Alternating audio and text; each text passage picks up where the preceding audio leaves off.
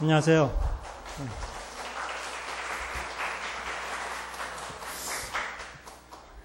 지난번에 내려와서 했는데 오늘 한번 올라와서 하는 게 어떻겠냐고 그래서 어떤 게 더 나은지 잘 모르겠습니다, 저는. 그래. 대신 저기 갖고 제가 말할 수 있는 마이크를 하나 준비해 달라고 말씀드렸는데 이쪽에.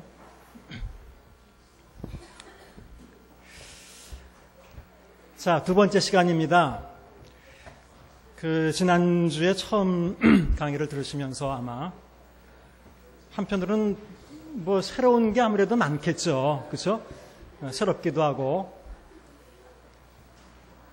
또 한편으로는 좀 혼란스러운 부분도 좀 있었겠죠. 처음 들어보는 이야기들이라서. 그래서 오늘은 지난주에 했던 것을 다시 한번 간단하게 정리하면서 시간에 제가 쫓겨서 좀 이렇게 조금 설명을 덜 했거나 또 여러분들이 이 말은 잘못하면 이렇게 오해할 수도 있겠다라고 생각되는 부분 몇 가지를 정리하고 그 다음에 이제 오늘 할 원래 내용은 여러분들이 계획된 대로 오늘은 성경 해석하는 원리 이런 거에 대해서 이제 할 거예요. 근데 원래 신약 개론이라는 과목 속에는 이런 성경 해석 원리나 이런 걸 배우진 않아요.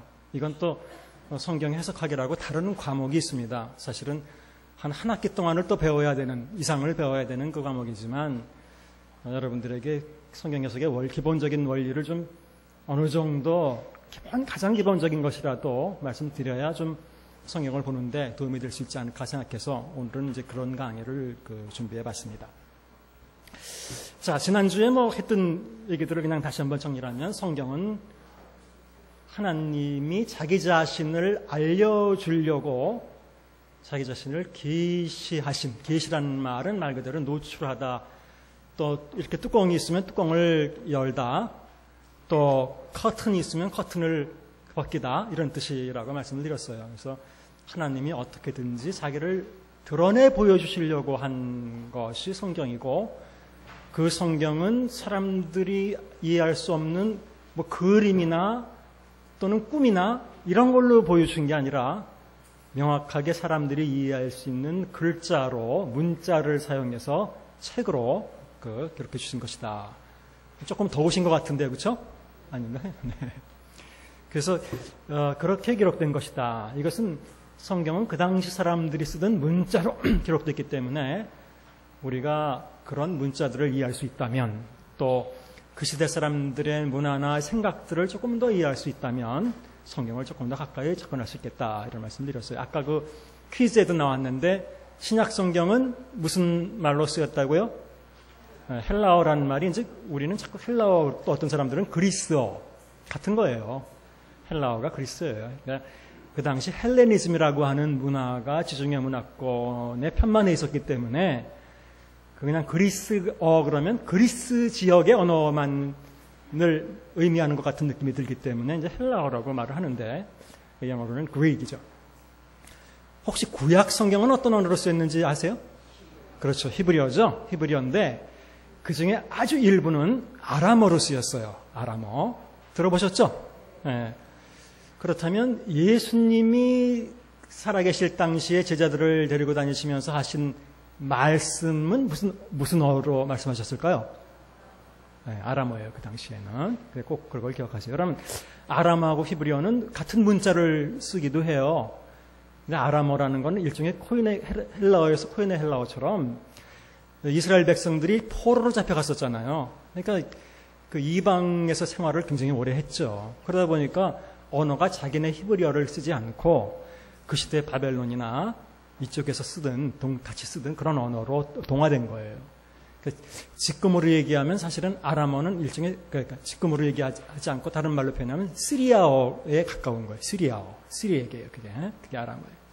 그래서 어떤 언어로 쓰였는지 여러분들이 대강 알아두시면 되고. 그래서 신약 성경은 원래 예수님이 신약 성경을 기록해라 말씀하신 적이 없음에도 불구하고 이제 나오게 되었는데, 나오게 된 상황을 말씀드렸고, 그 다음에 이제 신약 성경뿐 아니라 초기에는 다른 계속해서 신앙적인 문서들이 계속 남았지만 시간이 지나면서 이런 문서들 중에서 정경 그러면 영어로는 캐논이라고 그래요.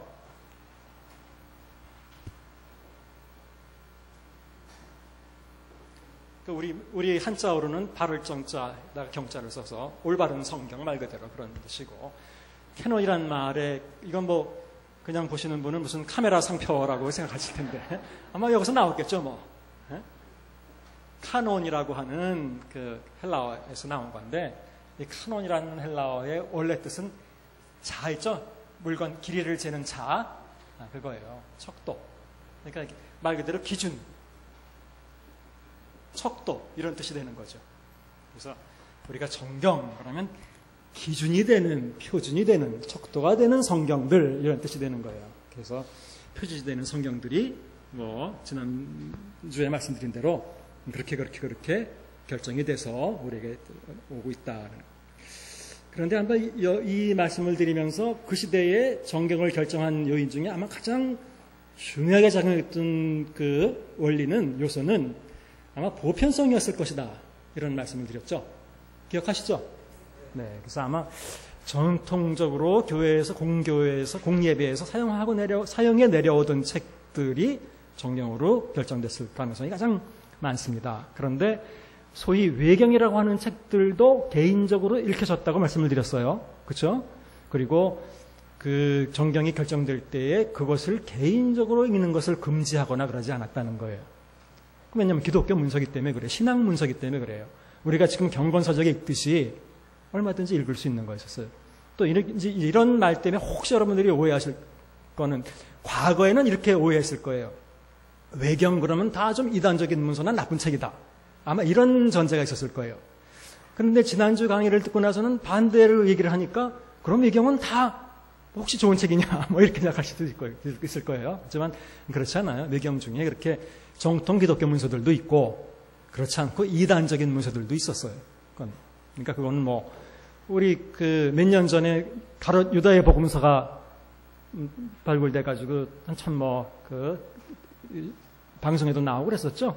그런 거는 이 정통 교회에서 보면 그건 이단적인 문서죠. 그러니까 두 가지가 다 있었어요. 그러니까 외경이라고 해서 다 기독교적인 정통적인 문서다. 이것도 옳지 않은 말이고, 외경이라고 해서 다 반기독적인 또는 이단적인 문서다. 이것도 옳지 않는 말이에요. 그러니까 이 부분은 여러분들이 좀 잘 이해해 주시기 바랍니다. 그리고 이제 정경이 그렇게 형성됐고, 신약성서 사본 문제를 얘기하면서 조금 여러분들이 좀 힘들었을 거예요. 왜냐하면 현실적으로 받아들이기가, 뭐 여러분들이 그냥 다 쉽게 받아들여 주시면 괜찮은데 그렇지 않고 이렇게 현실적으로 이게 원본이 하나도 없다라는 그런 일단 말에 대해서 좀 기분 나쁘잖아요. 어쨌든 간에 완벽한 게 더 좋잖아요. 우리는. 뭐 여기서 어떤 사람들은 그래요. 사실 제자 하나가, 목회하는 제자 하나가 우리 교회에서 이거 한다는 얘기를 듣고 아마 자기도 당장 들어가서 그 동영상 떴다는 걸 듣고 아마 들었나 봐요. 그런지 교회에서 그런 얘기 해도 돼요? 저한테 그러더라고요. 그래서 글쎄 뭐 신앙을 제가 뭐 파괴하려고 이런 얘기를 하는 게 아니고, 있는 그대로 사실 그대로를 어떤 면에서 얘기하는 거니까, 원래 기독교적인 성격이 뭘 감추고 뭐 미화하고 이런 성격이 아니잖아요. 여러분들 구약에 보면 다윗이 잘못한 거 다 있죠. 베드로 대사도인데 예수님을 3번이나 저주하고 맹세하고 그 부인한 거 다 기록하고 있죠. 그러니까 뭘 미화하거나 뭐 덮어두고 뭐 이래서 뭐 신앙이 생기는 게 아니기 때문에, 이건 뭐 있는 그대로 사실이기 때문에 제가 말씀을 드리는 거예요. 혹시 오해하지 마세요. 그래서 오히려 이런 걸 사본에 대해서 아니까 왜 어떤 성경 부분에서는 괄호로 돼 있고 어떤 부분에 몇 절이 없음, 이런 게 왜 있나라는 게 이제 설명이 됐죠. 오히려 그런 부분에서. 자, 그리고 이제 뭐 번역본, 그다음에 영감 얘기를 하는데 이제 이 부분이 참 굉장히 중요한 부분인데, 과거에 우리가 성경은 영감됐다. 좀 이 말을 좀 잘 들으세요. 그럼 영감된 증거를 대라. 그럼 우리가 할 수 있는 말이 사실 별로 없어요. 뭐 몇천 년 동안 기록된 책인데 뭐 주제가 하나로 이렇게 일관되게 내려오고 있다라든지 뭐 그런 얘기들을 하는데, 그 말도 일리는 있는데, 죄송하지만 그 주제가 일관되지 않은 책들이 있었다면 그것은 정경을 정할 때 다 제외됐어요. 죄송하지만. 그러니까 이미 정경을 정할 때 일관된 책들을 정한 건데, 그걸 가지고 이게 다 일관된 내용을 가지고 있기 때문에 영감된 거다라고 말하는 건 논리적으로 이것은 옳은 그 논리가 아니에요. 그것은 이해하시죠? 제가 무슨 말을 하려는지. 예, 그래서 그렇게 말하는 건 옳지 않아요. 별로. 그건 우리가 그냥 상식적으로 전해 내려온 이야기를 가지고 접근하는 거예요. 그리고 또 이 부분에 대해서 말씀드린 게 우리는 영감됐다, 감동됐다는 말을 원래는 신학교에서 먼저 했기 때문에 그런 말을 쓰는 거예요. 그런 용어들을 써서 자꾸 하나님의 말씀에 대해서 우리 나름대로의 생각을 가지고 평가를 하고 변증을 하려고 하지만 실제로 성경 내에는 영감이라는 단어가 신약 성경에는 좀 없다는 거죠. 지난번에 말씀드렸죠. 그 단어가 없어요. 그렇지 않고 딱 한 번 디모데후서 3장 16절에 theopneus토스라는 말이 딱 한 번 나오는데 이 말의 원래 뜻은 하나님이 숨을 불어넣으셨다, 숨을 쉬셨다 이런 뜻이라는 거예요. 그렇죠? 그리고 계속해서 다윗이 뭐 감동되어 뭐 성령에 감동되어 말하기를 뭐 어디에 감동되어 이런 표현들은 우리말로 그렇게 표현을 한 것이지 실제로 원본에는 그런 표현이 없다는 거예요. 그러니까 제가 이제 이걸 말하면서 삼위일체에 대해서 또 간단하게 얘기를 했는데 똑같은 얘기예요. 제가 그 말을 꺼낸 이유는 다른 게 아니에요. 삼위일체가 틀렸다 이런 말이 아니에요. 그러니까 제 의도를 잘 혹시 오해할 분이 있을까 봐 제가 그런 말씀을 드리는 거예요. 신학자의 본성이 성격이 또는 신학자가 아니더라도 이 사람들은 정리하기를 좋아하잖아요. 어떤 용어를 써서. 그게 사람들의 본성이. 정리가 안 되면 뭔가 안 된 것 같아요. 저도 원래는 이공계 공학을 한 사람인데 공학을 하다가 신학을 공부하니까 달라요. 이 공학이라는 건 답이 딱딱 나오게 돼 있어요. 뭐 1 더하기 1은 2지 뭐 더 다른 답이 없는 거예요. 근데 이 인문학이라는 건 그렇지 않아요.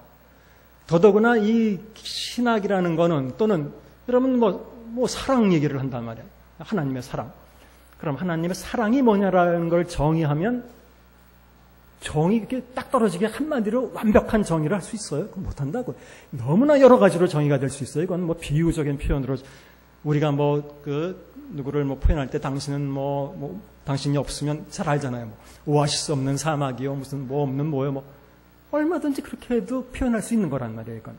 한마디로 무슨 소위 우리가 명제적 진리라고 하는데 그런 명제적 진리로 딱 떨어지지 않아도 되는 거예요. 이건. 얼마든지 다른 방법으로 정의할 수 있어요.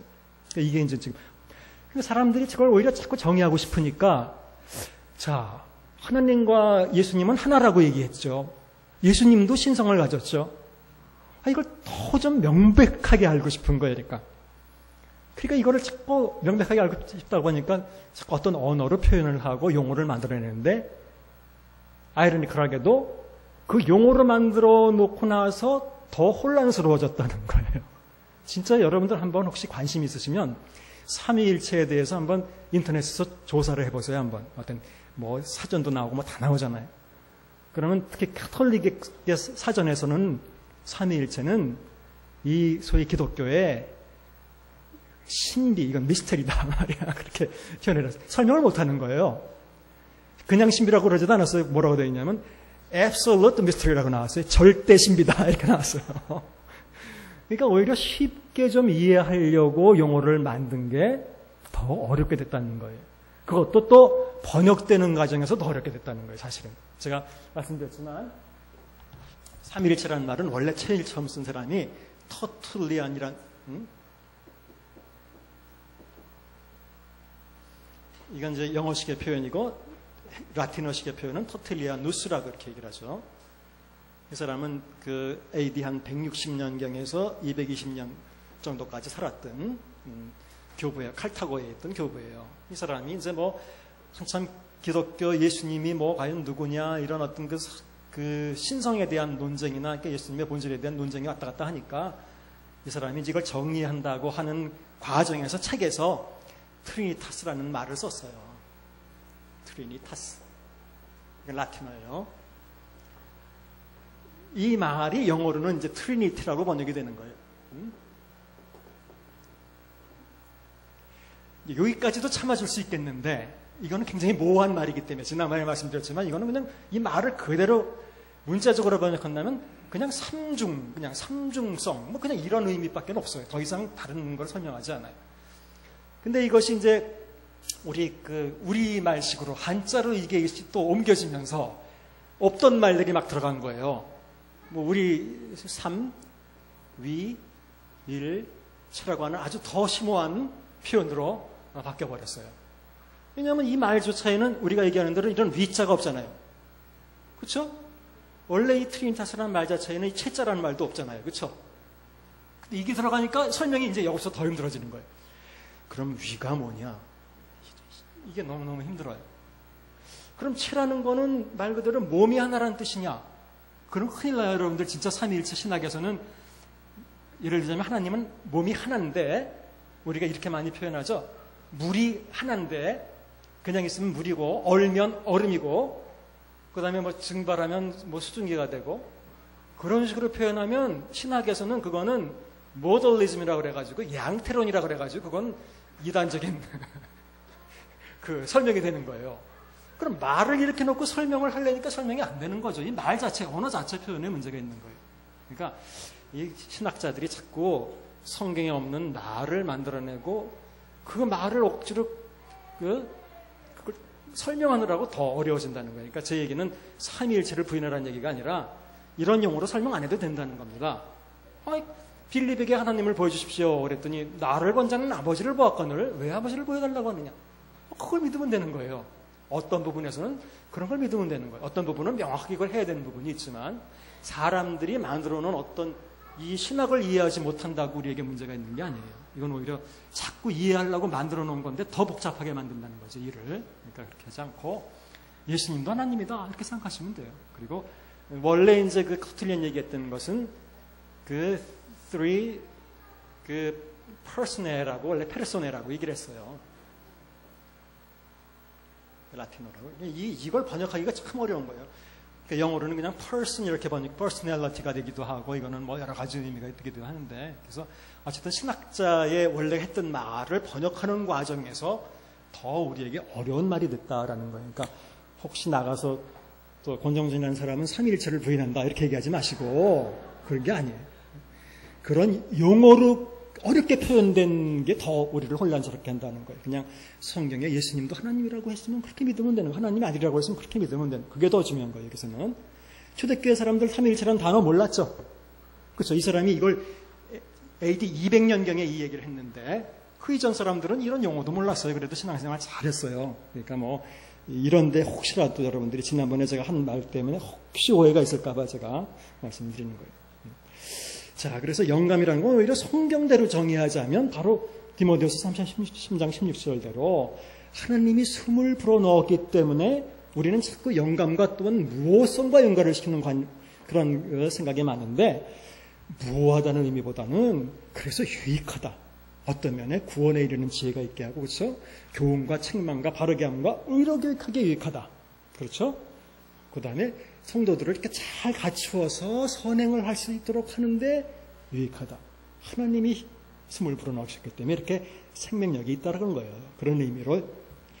그리고 이제 무호성에 대해서는 말하면서 제가 이제 이 부분을 잘 이해 못하실 분들도 있을 수도 있다는 생각도 들었어요. 성경은 역사적, 과학적인 어떤 그 교과서가 아니다. 근데 이제 이 말 과학적인 거까지는 우리가 받아들일 수 있겠는데 혹시 이 말 때문에 그럼 성경이 비역사적이라는 얘기냐? 혹시나 그렇게 생각하실 분이 있어서 그런 표현은 아닙니다. 근본적으로 성경은 역사적인 사건을 가지고 기록을 했어요. 중요한 것은 성경 기자들이 그 역사적 사건들을 세부적으로 마치 신문 기자들이 기사를 쓰듯이 그런 데 초점을 맞춰서 쓰지 않았다는 거예요. 오히려 그들은 그 역사적 사건들을 어떻게 잘 의미가 뭔가 그 해석을 해서 의미를 전달하는 데 치중을 했다는 거예요. 이해하시겠죠? 그러니까 그 디테일한 사항에 있어서 저자들이 신경 안 썼다는 거예요. 그건 사실 굉장히 분명합니다. 여러분들 기자들이 기사를 쓴다고 한다면 그건 우리가 육하원칙이라고 뭐 분명히 있죠. 누가 언제 무엇을 어떻게 왜 쭉 하잖아요. 근데 여러분들 복음서 기사를 쭉 읽어보시면 일단 언제부터 없어요. 예수님 탄생하신 연대 우리 몰라요. 죄송하지만. 여러분 확실히 이거 AD하고 BC하고 나누니까 그 AD 쉽게 얘기하면 BC 0년, 0년 그때가 예수님 탄생하신 거 아닙니까? 그건 참 우스운 얘기입니다. 현대 사람들은 대부분 예수님 탄생하신 연대를 BC 4년에서 6년 사이로 봐요. 이게 정설이에요. 역사적으로. 정확히 몰라요. BC 4년에서 6년이라는 거는 이제 헤롯 대왕이 죽은 연대가 BC 4년이기 때문에 그런 거예요. 헤롯 대왕이 다 저거 아이들을 죽이고 그랬잖아요. 그런 것들을 다 볼 때 그렇다는 거예요. 근데 저건 얼마나 말이 틀린 말이잖아요. BC가 뭐 줄임말인데, Before Christ 줄임말인데, 예수님이 오시기 4년에서 6년 전에 탄생하셨다 이런 말이 되는 거잖아요. 얼마나 우스워요. 이 말이 이렇게 왜 이런 문제가 생기느냐? 그건 처음부터 몇 년도에 예수님이 탄생하셨는지 이런 데 대해서 신경을 안 썼다는 거예요. 죄송하지만. 그리고 여러분들 복음서 쭉 읽어보시면 언제 몇 년 몇 월 며칠에 이게 일어났다는 얘기를 한 번도 한 적이 있어요? 정말 한 번도 없죠. 우리가 정말 시간에 관한 한 그래도 가장 정확하게 알 수 있는 것 하나는 부활한 요일이에요. 요일. 날짜도 아니고 요일. 그건 안식 후 첫날에 부활했다고 분명히 그러기 때문에 안식일이 금요일 해질 때부터 토요일 해질 때이기 때문에 그건 주일이에요. 그렇게 여태까지 지켜온 거기 때문에. 그의 부활한 날짜도 사실은 잘 몰라요. 예수님 탄생하신 날짜는 알지 않습니까? 12월 24일. 천만에. 탄생하신 연대도 모르는데 어떻게 날짜를 알아요? 그건 편의상 그렇게 해서 지켜오게 된 것이죠. 그러니까 이런 걸 본다면 그 다음에 사람 이름 그럼 누가는 제대로 밝혀지고 있어요? 제자들 명단이나 나오고 예수님 나오고 그러지 맨날 한 여자가 무슨 어떤 사람이 와서 그렇죠? 몰라요. 또 장소도 정확하게는 안 해요. 어떤 경우에는 요 강 건너편에 바다로 가실 때 그럼 한강 건너편이면 어느 쪽 어디예요, 여러분? 무슨 동이에요? 한강 북쪽 그러면 어디예요, 그러면?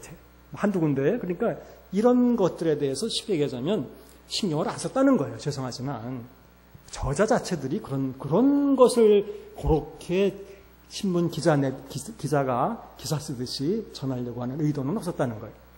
그런데 어떤 경우는 특별히 역사적 사건의 사실성을 강조하는 부분들도 있어요. 부활 같은 경우 바울이 굉장히 이건 사실이다라는 걸 강조하죠. 그렇죠? 그럴 경우에는 굉장히 반복해서 얘기를 하죠. 그런 경우를 제외하고는 이런 문제에 대해서 세부적으로 역사적인 사건을 기술하려는 의도가 성경에 없다는 거예요. 그런 게. 그러니까 이런 면에서 비역사적이다라는 의미가 아니라 의도가 그렇지 않다는 거예요. 원래부터. 이것의 의미를 전달하려고 했다는 거예요. 사건에. 이것이 인간들에게 또는 신앙적으로 볼 때 또는 하나님께 어떤 의미가 있었는가 이것을 전달하는 데에 더 큰 목표를 두었다는 거예요. 그러니까 혹시 이 말을 오해하지 마시라는 거예요. 성경은 과학적인 성경이 그럼 비과학적이냐 그럼 비역사적이냐 그런 평가나 그런 질문은 굉장히 잘못된 질문이에요. 그런 말 자체가 틀렸어요. 성경은 원래부터 그런 대상이 아닌 거니까. 그러니까 보통 우리가 이런 그림을 많이 그리는데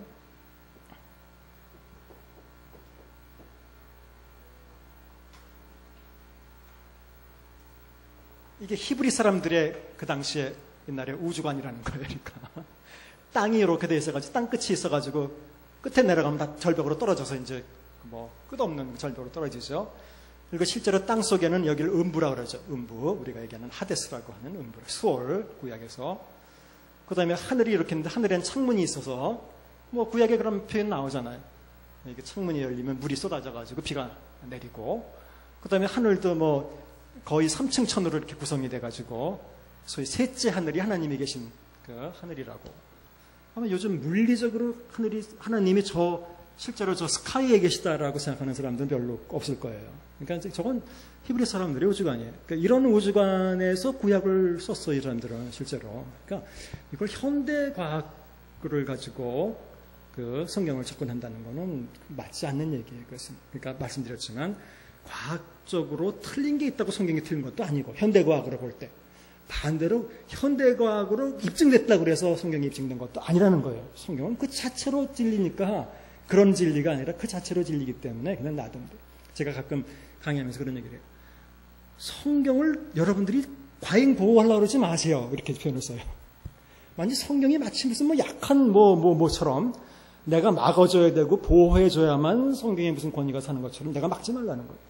성경은 성경 자체가 진리고 성경은 좌우에 날선 어떤 것보다도 예리해서 사람의 영혼을 다 찔러 쪼개는 그런 힘이 있는 게 성경인데 성경은 하나님 말씀인데 살아있는 진리인데 그 자체를 충분히 보호할 수 있어요. 그러니까 마치 우리가 성경을 막아서서 감싸야 된다. 성경은 과학적으로 1.1획도 틀린 게 없다. 성경은 역사적 그 디테일한 상황에서도 하나 틀린. 자기가 막으려고 그러지 말라는 얘기예요, 제가. 그 진리는 진리 자체가 살아있기 때문에 그것이 사람들을 감화시키고 그것이 어떤 참진리 되게 만드는 것이지 이렇게 우리가 막는다고 되는 게 아닙니다. 막는다고 막혀지지도 않고. 그래서 혹시 여러분들이 이제 제가 지난번 말씀드린 이런 부분 때문에 오해가 있을 수도 있겠다 해서 제가 말씀드렸습니다. 자, 그렇다면 이제 넘어와서 그래서 무엇성을 정의하기를 성경은 성경이 의도하는 바를 전하는 데 있어서 우호하다. 이렇게 이제 정의를 했죠. 의도하는 바라는 건 구원을 우리에게 알리고, 그렇죠? 우리로 하여금 하나님의 합당한 삶을 살게 하는 이런 것들을 얘기하죠. 그 다음에 신약이란, 이건 그 11쪽에 우리가 지나와서 신약 성경개론이니까 신약이라는 말이 처음부터 있었던 게 아니에요. 사실은 신약이라는 말도 아까 말씀드린 그 터툴리아누스가 처음 이것을 신약이라고 표현했다라고 전해지고 있어요. 그 전까지는 성경, 구약에, 이렇게 지금 여러분 신약 성경에 나오는 성경 그러면 다 구약 성경이죠? 아직은 신약이 성경이라는 위치에 올라오지도 않았었어요. 그리고 구약이라고 표현하지도 않았어요. 구약이라는 건 올드 테스트먼트인데 성경이 딱 하나 있었는데 무슨 그 구약이에요. 그렇죠. 그래서 아마 이것이 점점 지나가면서 성경적인 권위를 갖게 되고 그것을 편의상 터툴리아누스가 신약, 그러니까 새로운 이것은 약속이다. 이것의 근거는 거기 나온 대로 예레미야서를 근거로 아마 얘기를 한 겁니다. 그래서 예레미야서를 인용했는데 거기 쭉 보면 거기 굵은 글씨로 된 것. 내가 나의 법을 그들의 속에 두며 그들의 마음에 기록하며 나는 그들의 하나님이 되고 그들은 내 백성이 될 것이라. 이게 구약 사람들에게는 좀 획기적인 거죠. 미래에서는 이렇게 돌판에 율법을 새겨주는 것도 아니고 또 종이의 율법을 새겨서 너에게 주는 것도 아니고 율법을 마음속에 두겠다 말이에요. 개인의 마음속에. 그렇죠? 마음에 기록하고 또 그들은 내 백성이 될 것이다. 이렇게 쭉 나온 게 이제 그 예레미야에 있는데 이걸 근거로 또 예수님이 하신 말씀 중에 누가복음 22장 20절 성찬식을 제정하시면서 이자는 내 피로 세우는 새 언약이니 이때 이 표현을 했어요. 새 언약이라고. 그렇죠? 그래서 여기서 그 새 계약이다라는 그런 표현을 써서 터툴리아누스가 그래 이것은 그럼 우리가 알고 있는 이 새롭게 쓰여진 이 책들은 새 약속, 새 계약이라고 우리가 명명하자. 그래서 그게 아마 신약이라고. 그러다 보니까 상대적으로 과거에 있었던 성경을 구약이라고 이렇게 표현하게 된 거죠. 사실 영어로는 이제 뉴 테스타먼트인데 사실은 커비넌트라고 해야 맞는 거예요. 영어로는 테스타멘트는 원래 유언이라는 뜻이에요. 원래가. 그래서 이게 좀 영어로 번역되면서 이건 좀 잘못 번역된 게 아닌가 이런 생각이 듭니다. 자, 그다음에 이제 오늘 할 것과 연결되는 얘기가 이제 신약 성경의 성격을 제가 몇 개 써놨습니다. 첫 번째, 신약 성경은 교회 시대에 기록된 교회의 신앙과 삶을 위한 책이다. 구약은 주로 이스라엘 백성을 위한 책이다. 이 얘기를 써놓은 이유는 우리에게 더 우선적인 표준이 있다면 구약보다는 신약이라는 거예요. 그건 너무 당연하다는 거예요. 그런 면에서. 구약은 원래 이스라엘 백성들을 향한 말씀이었었어요. 교훈이고. 원리는 똑같이 적용할 수 있겠지만 더 우리에게 가깝게 다가오는 것은 당연히 신약이라는 거예요. 신약은 교회 시대 때, 이제 기독교가 예수님이 오신 후에 기독교 시대 때 쓰여진 기독교인들을 위한 문서이기 때문에 더 우리에게 우선적인 신앙의 근거가 된다는 거예요. 두 번째, 신약 성경은 구약을 배경으로 하여 구약과 연결되어 있지만 구약을 성취하고 있어서 교회에 있어서 구약보다 우선한다. 지난주에도 제가 진보적 계시다 또는 점진적 계시다라는 말씀을 드렸어요. 그러니까 알다시피 구약은 쉽게 얘기하자면 예언이고 신약은 성취다 이런 표현을 우리가 쓰거든요. 구약은 예언이고 신약은 성취다. 그러니까 구약에서는 보여줬죠. 신약은 실제로 성취되어 있고 그래서 일종의 그런 어떤 관계에 있는데 그러니까 결론은 신약에서 나는 거예요. 결국 예수님 오셔서 모든 문제를 다 이루시고 다 이루셨다. 그러니까 또 이 두 번째를 통해서 제가 강조하고 있는 것도 우선적으로 신약이 그런 면에서 더 최종적인 권위를 갖는다라는 말씀을 드리기 위해서 그런 거예요. 이런 말 하면 구약 가르치는 교수님들이 되게 싫어해요.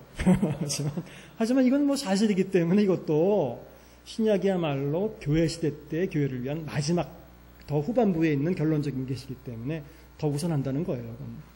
세 번째, 신약 성경에는 구약보다 발전된 사상이 나타나기도 하며 같은 비슷한 얘기예요. 개인의 구원. 신약 성경은 구약의 어떤 부분을 폐기하기도 한다. 그러니까 신약이 기준이에요. 신약이 기준이라는 거예요. 지금 저기 이단들 중에 뭐 제칠 안식교라는 것도 그렇고 보면 구약의 어떤 특정한 율법을 지키는 데가 꽤 있잖아요, 그렇죠? 또 뭐 그 여호와의 증인들도 구약에 있는 뭐 피채 뭐 먹지 말라라든지 이렇게 구약에 있는 어느 율법들을 특정하게 택해서 지키고 이러는 경우가 있잖아요. 이런 것들이 이제 문제가 된다는 거예요. 실제로 성경의 신약 성경의 교회 시대 때에 그런 율법들을 지키도록 요구해 본 적이 없어요. 우리가 한 번도 없어요. 반대로 바울 같은 경우에는 우리가 이제 아마 다음 학기쯤에 이제 이걸 하겠지만 오히려 철저하게 율법으로부터 자유해야 된다라고 철저하게 선언을 하고 있어요. 율법적인 삶을 살아서는 안 된다고. 이게 참 이것도 놀라운 거예요. 이건 이방인인 사도가 이방인들에게 한 얘기 같으면 좀 그럴 수도 있겠다라는 생각이 드는데 재밌게도 사도 바울은 여러분들이 아시다시피 바리새인 중에 바리새인이요. 율법으로는 내가 흠이 없는 사람이다라고 스스로가 얘기했던 사람이에요. 그렇게 율법에 철저한 사람이 이방 신자들에게는 이거 아니다 말이야. 그러니까 절대적으로 율법으로 의롭다함을 받을 수도 없고 율법과 함께 다 그리스도와 함께 우리는 율법에 대해서도 다 죽었다. 그러니까 다시는 율법의 노예 노릇하지 말고 정말 자유롭게 신앙생활을 해라라고 이렇게 강조하고 있어요. 이건 정말 놀라운 그 일이에요. 그러니까 바울이 그렇게 강조를 해요. 그러니까 지금 그런 면에서 일단 제사율법은 없어졌죠. 당연히 없어졌죠. 그렇죠? 제사 안 드리잖아요. 우리가 구약에서 말하는 그런 제사 안 드리잖아요. 뿐만 아니라 무슨 안식일이라든지 이런 어떤 의식적인 율법 같은 거 우리 안 지키잖아요. 안 드리잖아요. 그래서 이런 것들이 구약의 어떤 부분들은 현재 아무런 우리에게는 구속력이 없는 그런 부분들이 많이 있습니다.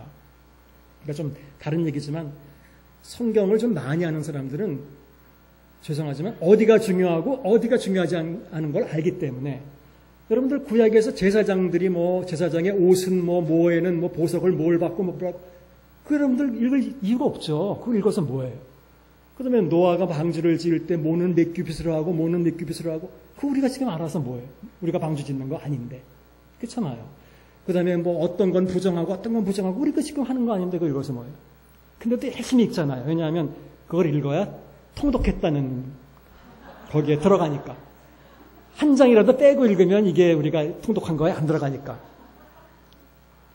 그럴 필요 없다는 거예요. 진짜 성경을 알면 이제는 오히려 그런데 시간을 할애하지 말고 그거는 필요 없어요. 그 다음에 뭐 인구 조사를 했더니 인구가 어디가 몇 지파가 무슨 지파가 몇만이고 지금 우리 서울 인구도 잘 모르는데 무슨 고대에 무슨 누구네 인구를 알아서 뭐해. 그 다음에 족보 쭉 나오죠. 누가 누굴 낳고 누가 누굴 낳고 우리 한 3대 조상도 모르는데 생각해 보세요. 그러니까 그런 것이 있다는 거예요. 성경에. 신약에서 달라졌기 때문에 이제 이스라엘 종교에서 기독교로 달라졌기 때문에 어떤 경우는 필요한 경우가 있고 전혀 지금 우리에게는 아무런 의미가 없는 그런 부분들도 있다는 거예요. 그러니까 이거를 잘 평가할 수 있다면 뭐 구태여 한 글자라도 놓치면 안 된다. 그렇게 할 필요는 없다. 그러니까 어쨌든 그런 면에서 신약이 기준이다. 기본적으로 신약이 기준이다. 그 다음에 네 번째, 신약 성경은 추후 51년에서 100년에 걸쳐 다양한 저자에서 각기 다른 성격의 상황과 교회를 위해서 각기 다른 시기에 기록되었다. 따라서 다양한 신학과 관심과 내용이 나타나고 있기 때문에 단순하게 종합해서는 안 되며 다양하고 폭넓게 이해해야 된다. 이게 좀 굉장히 사실은 중요한 부분이에요. 참 이제 이것을 좀 잘 이해하면 여러분들이 평신도 수준에서 조금 더 아주 깊이 있는 그런 어떤 다른 차원의 이해를 할 수 있는 그런 부분인데 우리가 이제 이 성격을 좀 잘 이해해야 돼요. 여러분 교회가 제일 처음에 예루살렘에서 생겼죠, 그렇죠? 시작됐죠. 네? 예루살렘에서 최초의 교회가 생겼어요.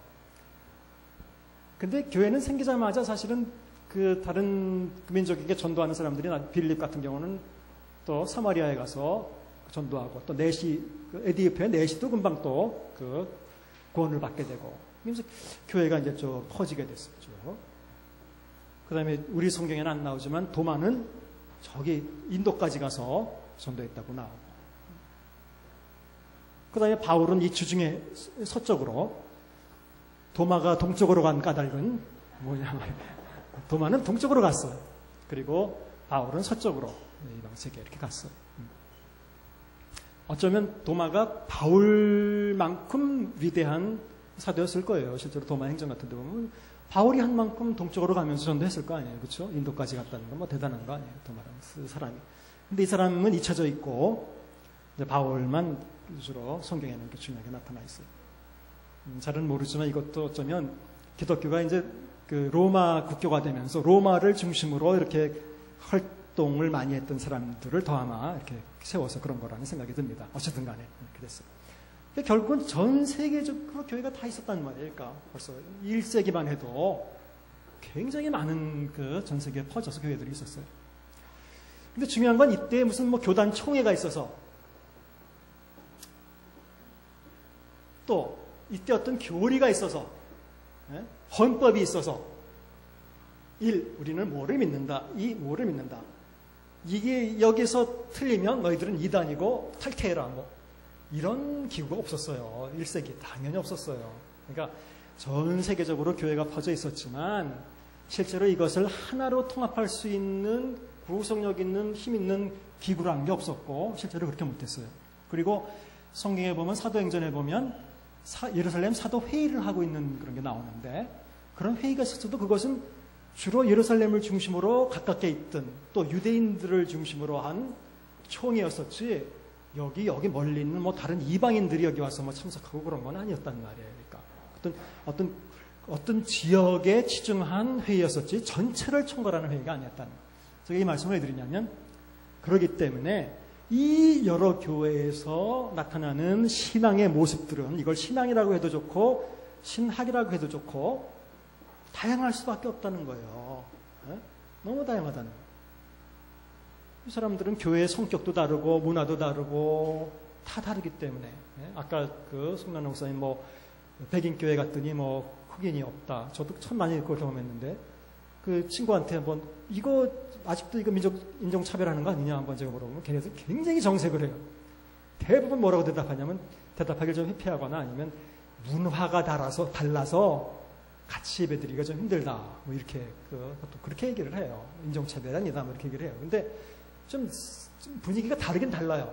흑인 교회 가면 진짜 뭐 찬송할 때 다 흔들면서 이렇게 하고 그 다음에 하면 진짜 뭐 에이맨 뭐 소리 지르고 무릎 꿇고 기도하고 뭐 이렇게 정말 분위기가 다르긴 달라요. 그런 게 그게 뭐 문화 차이인지 뭐죠 그러지만 어쨌든 간에 기독교인들의 어떤 그 성격들이 다 달랐다는 거예요. 지금 다. 그 중에 지금 바울이 쓴 책만 있는 게 아니라 편지 같은 경우는 바울이 쓴 책 있죠. 베드로 전후서도 있죠. 히브리서는 누가 썼는지 몰라요. 히브리서도 있죠. 그다음에 야고보서도 있죠. 그죠? 또 그다음에 서신서만 있는 게 아니고 요한계시록도 있죠. 복음서는 네 사람이 쓴 게 다 다르죠. 그러니까 다 다른 지역에서 다른 시기에 다른 독자들을 염두에 두고 쓴 책이니까 우리는 지금 이걸 다 모아서 한꺼번에 가지고 있으니까 우리는 이게 뭐 통일된 하나의 딱 이렇게 정리된 책이라고 생각하겠지만 그렇지 않다는 거예요. 그러니까 각자 쓰는 용어들도 어떤 데 달라요. 여러분들이 혼란스러운 게 어떻게 보면 로마서 읽다가 야고보서 읽으면 혼란스러울 거예요. 아니 분명히 로마서에는 믿음으로 걷는다고 의롭게 되면 얻는다고 얘기하고 있는데 야고보서 가서 읽어보면 정반대로 무슨 행함으로 의롭게 얻는 것처럼 이렇게 얘기하고 있다는 거예요. 혼란스럽지 않아요? 그런 것들이 한두 군데가 아니에요. 사실은. 이건 왜냐하면 쓰는 용어가 서로 다르기 때문에 그런 거예요. 개념이 달라요. 여러분들 어떤 사람하고 토론을 계속 하는데 이상하게 나는 아무리 논리적으로 얘기해도 저 사람하고 끝까지 대화가 안 돼. 그러면 어떤 때는 나는 딴 생각을 하고 있고 저 사람은 그 개념에 대해서 딴 생각을 용어가 서로 쓰는 용어가 달라기 때문에 그럴 수도 있는 거예요. 개념 자체가 달라요. 그런 경우가 있어요. 모순이 아니란 말이에요. 그래서 이렇게 다양하게 퍼져 있던 교회가 있었는데 그 중에 여러 저자들이 다른 시기에 각각 다른 독자에게 그 향해서 쓴 글이 나중에 이렇게 모여져서 시작이 된 거기 때문에 여기서 우리가 기대하는 것만큼 무슨 뭐 수학 공식 같은 그런 통일성을 요구하기는 굉장히 어렵다는 거예요. 그러니까 좀 우리가 그런 면에서 성경을 올바로 이해하려면 이제 폭이 좀 넓어져야 돼요. 구원 그러면 우리는 머릿속에 딱 한 가지밖에 없어요. 구원 그러면 죽어서 천국 가는 거, 쉽게 얘기하자면. 이 성경은 구원이라는 단어를 얼마나 다양하게 쓰는데 여러분. 구약에서 구원이라는 단어가 나오면 90% 이상은 다 우리를 애굽의 적들의 손에서 구원하셨도다. 그게 뭐 천국 보내줬다는 얘기예요? 아니죠. 그거는 전쟁에서 이기게 해주신 것이고 또 죽게 되는 것로부터 구출해 주신 걸로 의미하죠. 왜냐하면 신약에 나와서도 어떤 병자에게 야, 안심하고 가라. 내 믿음이 너를 구원하였느니라. 그러니까 이 사람은 병이 난 게 아니라 구원받았구나. 그런 말이 아니에요. 거기서 구원이라는 말은 병에서 놓여놨다는 뜻이에요. 구출이라는 뜻이에요. 거기서는. 한 단어도 여러 가지로 다양하게 구약도 다르게 사용되고 있는데 우리는 자꾸 한 가지만 요구하고 있는 우리 머릿속에는 이제 구원 그러면 뭐다 이렇게 한 가지만. 그러니까 이제 이게 해결이 잘 안 되는 것 같아요. 어쨌든 여기서 말하고 싶은 거는 성경 시대 때는 아직 교리가 없었어요. 이걸 잘 이해하시고. 아까 삼위일체 이런 것도 없었단 말이에요. 교리라는 건 최소한 1세기 말이나 2세기 중반은 돼야 이제 기본적인 예수님에 대한 교리부터 시작되는 거예요. 이단들이 생기면서 이제 정리해야 될 필요가 있기 때문에 교리가 나오는 거예요. 그 전까지는 교리도 없었어요. 기독론도 없었어요. 교리 없어도 잘만 기독교 신앙생활 잘했어요. 그렇죠.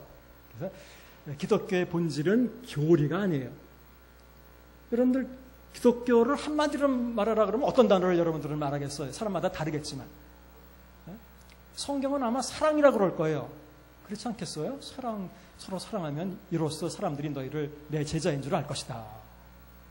이것이 교리가 대표는 아니라는 거예요. 그러니까 그 다음에 우리 앞으로 마태복음 하면 이제 그런 게 중요하게 나오지만 나더러 주여 주여 하는 자마다 다 천국에 들어가는 것이 아니라 하늘에 계신 아버지의 뜻대로 행하는 자라에 들어간다라고. 그건 마태복음에 분명하게 또 예수님께서 말씀하셨어요. 그때는 또. 그러니까 누가 뭐라고 예수님을 고백하느냐 이것만 가지고 결정될 수 있는 게 아니라는 거예요. 그거는 어떤 삶을 사느냐 뭐 이렇게 중요한 건 어쨌든 교리. 그러니까 우리가 정통이라고 그럴 때 영어로 orthodox라고 하는데 이 사람이 교리가 정통이라고 해서 실제로 그 사람의 삶이 정통이라고 볼 수는 없어요. 항상 그렇게 일치하진 않아요. 그렇죠? 얼마든지 가능하죠. 반대로 교리는 전혀 몰라도 삶은 하나님 앞에서 정통일 수 있어요. 그래서 좀 어려운 말이지만 orthodox 대신 orthopraxy라는 단어를 이제 써요. praxy라는 건 올바른 삶이 정통이지 올바른 교리가 정통이 아니다 이런 뜻이에요.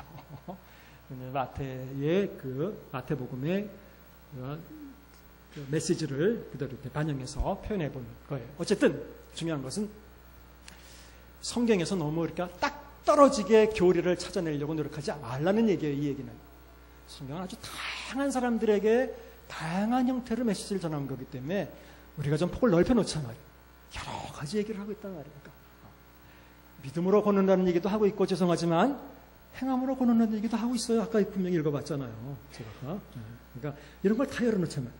그래야 폭넓은 균형 있는 기독교인이 되는 거예요. 믿음으로 걷는다 이거 한만 가지고 이건 잘못하면 굉장히 이상한 신앙으로 빠져들어가는 거예요. 아무것도 안 해도 기독교인으로 살지 않아도 구원 있다. 이런 이상한 생각으로 들어갈 수도 있는 거예요. 또 너무 행함으로 구원 얻는다는 얘기만 했다가는 또 잘못하면 율법주의처럼 또 빠져들어갈 수도 있어요. 그렇기 때문에 이건 다 열어놓고 모든 것이 이렇게 성경에서 말하는 모든 것이 가능하다. 이것을 다 내 안에 담을 수 있게 열어놔야 됩니다. 어쨌든 다양하다. 이 문제 굉장히 중요한 문제예요. 5번째, 신약 성경은 그리스도인의 신앙의 삶을 위한 책으로서 지금도 계속 제가 강조한 거예요. 우선적으로 교리적인 책으로 생각해서는 안 된다.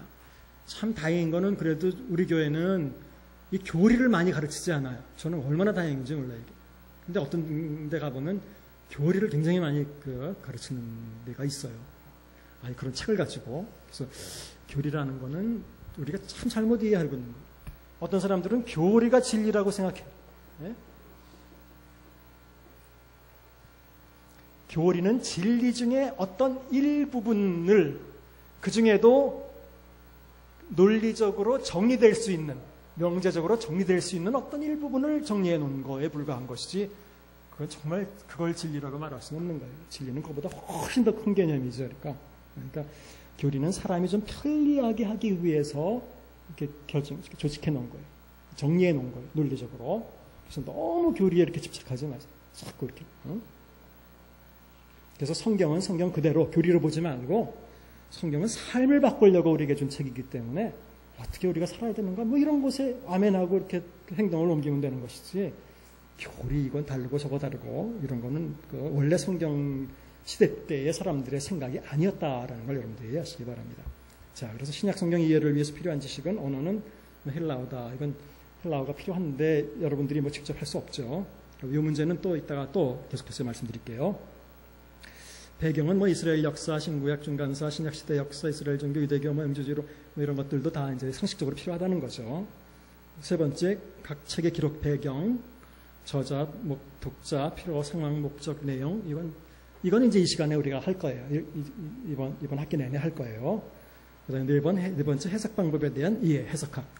이 부분을 잘 할 시간이 없기 때문에 그냥 아주 간단하게 그냥 상식적인 수준에서만 오늘 이제 이 시간에 해석에 대한 부분을 다루려고 합니다.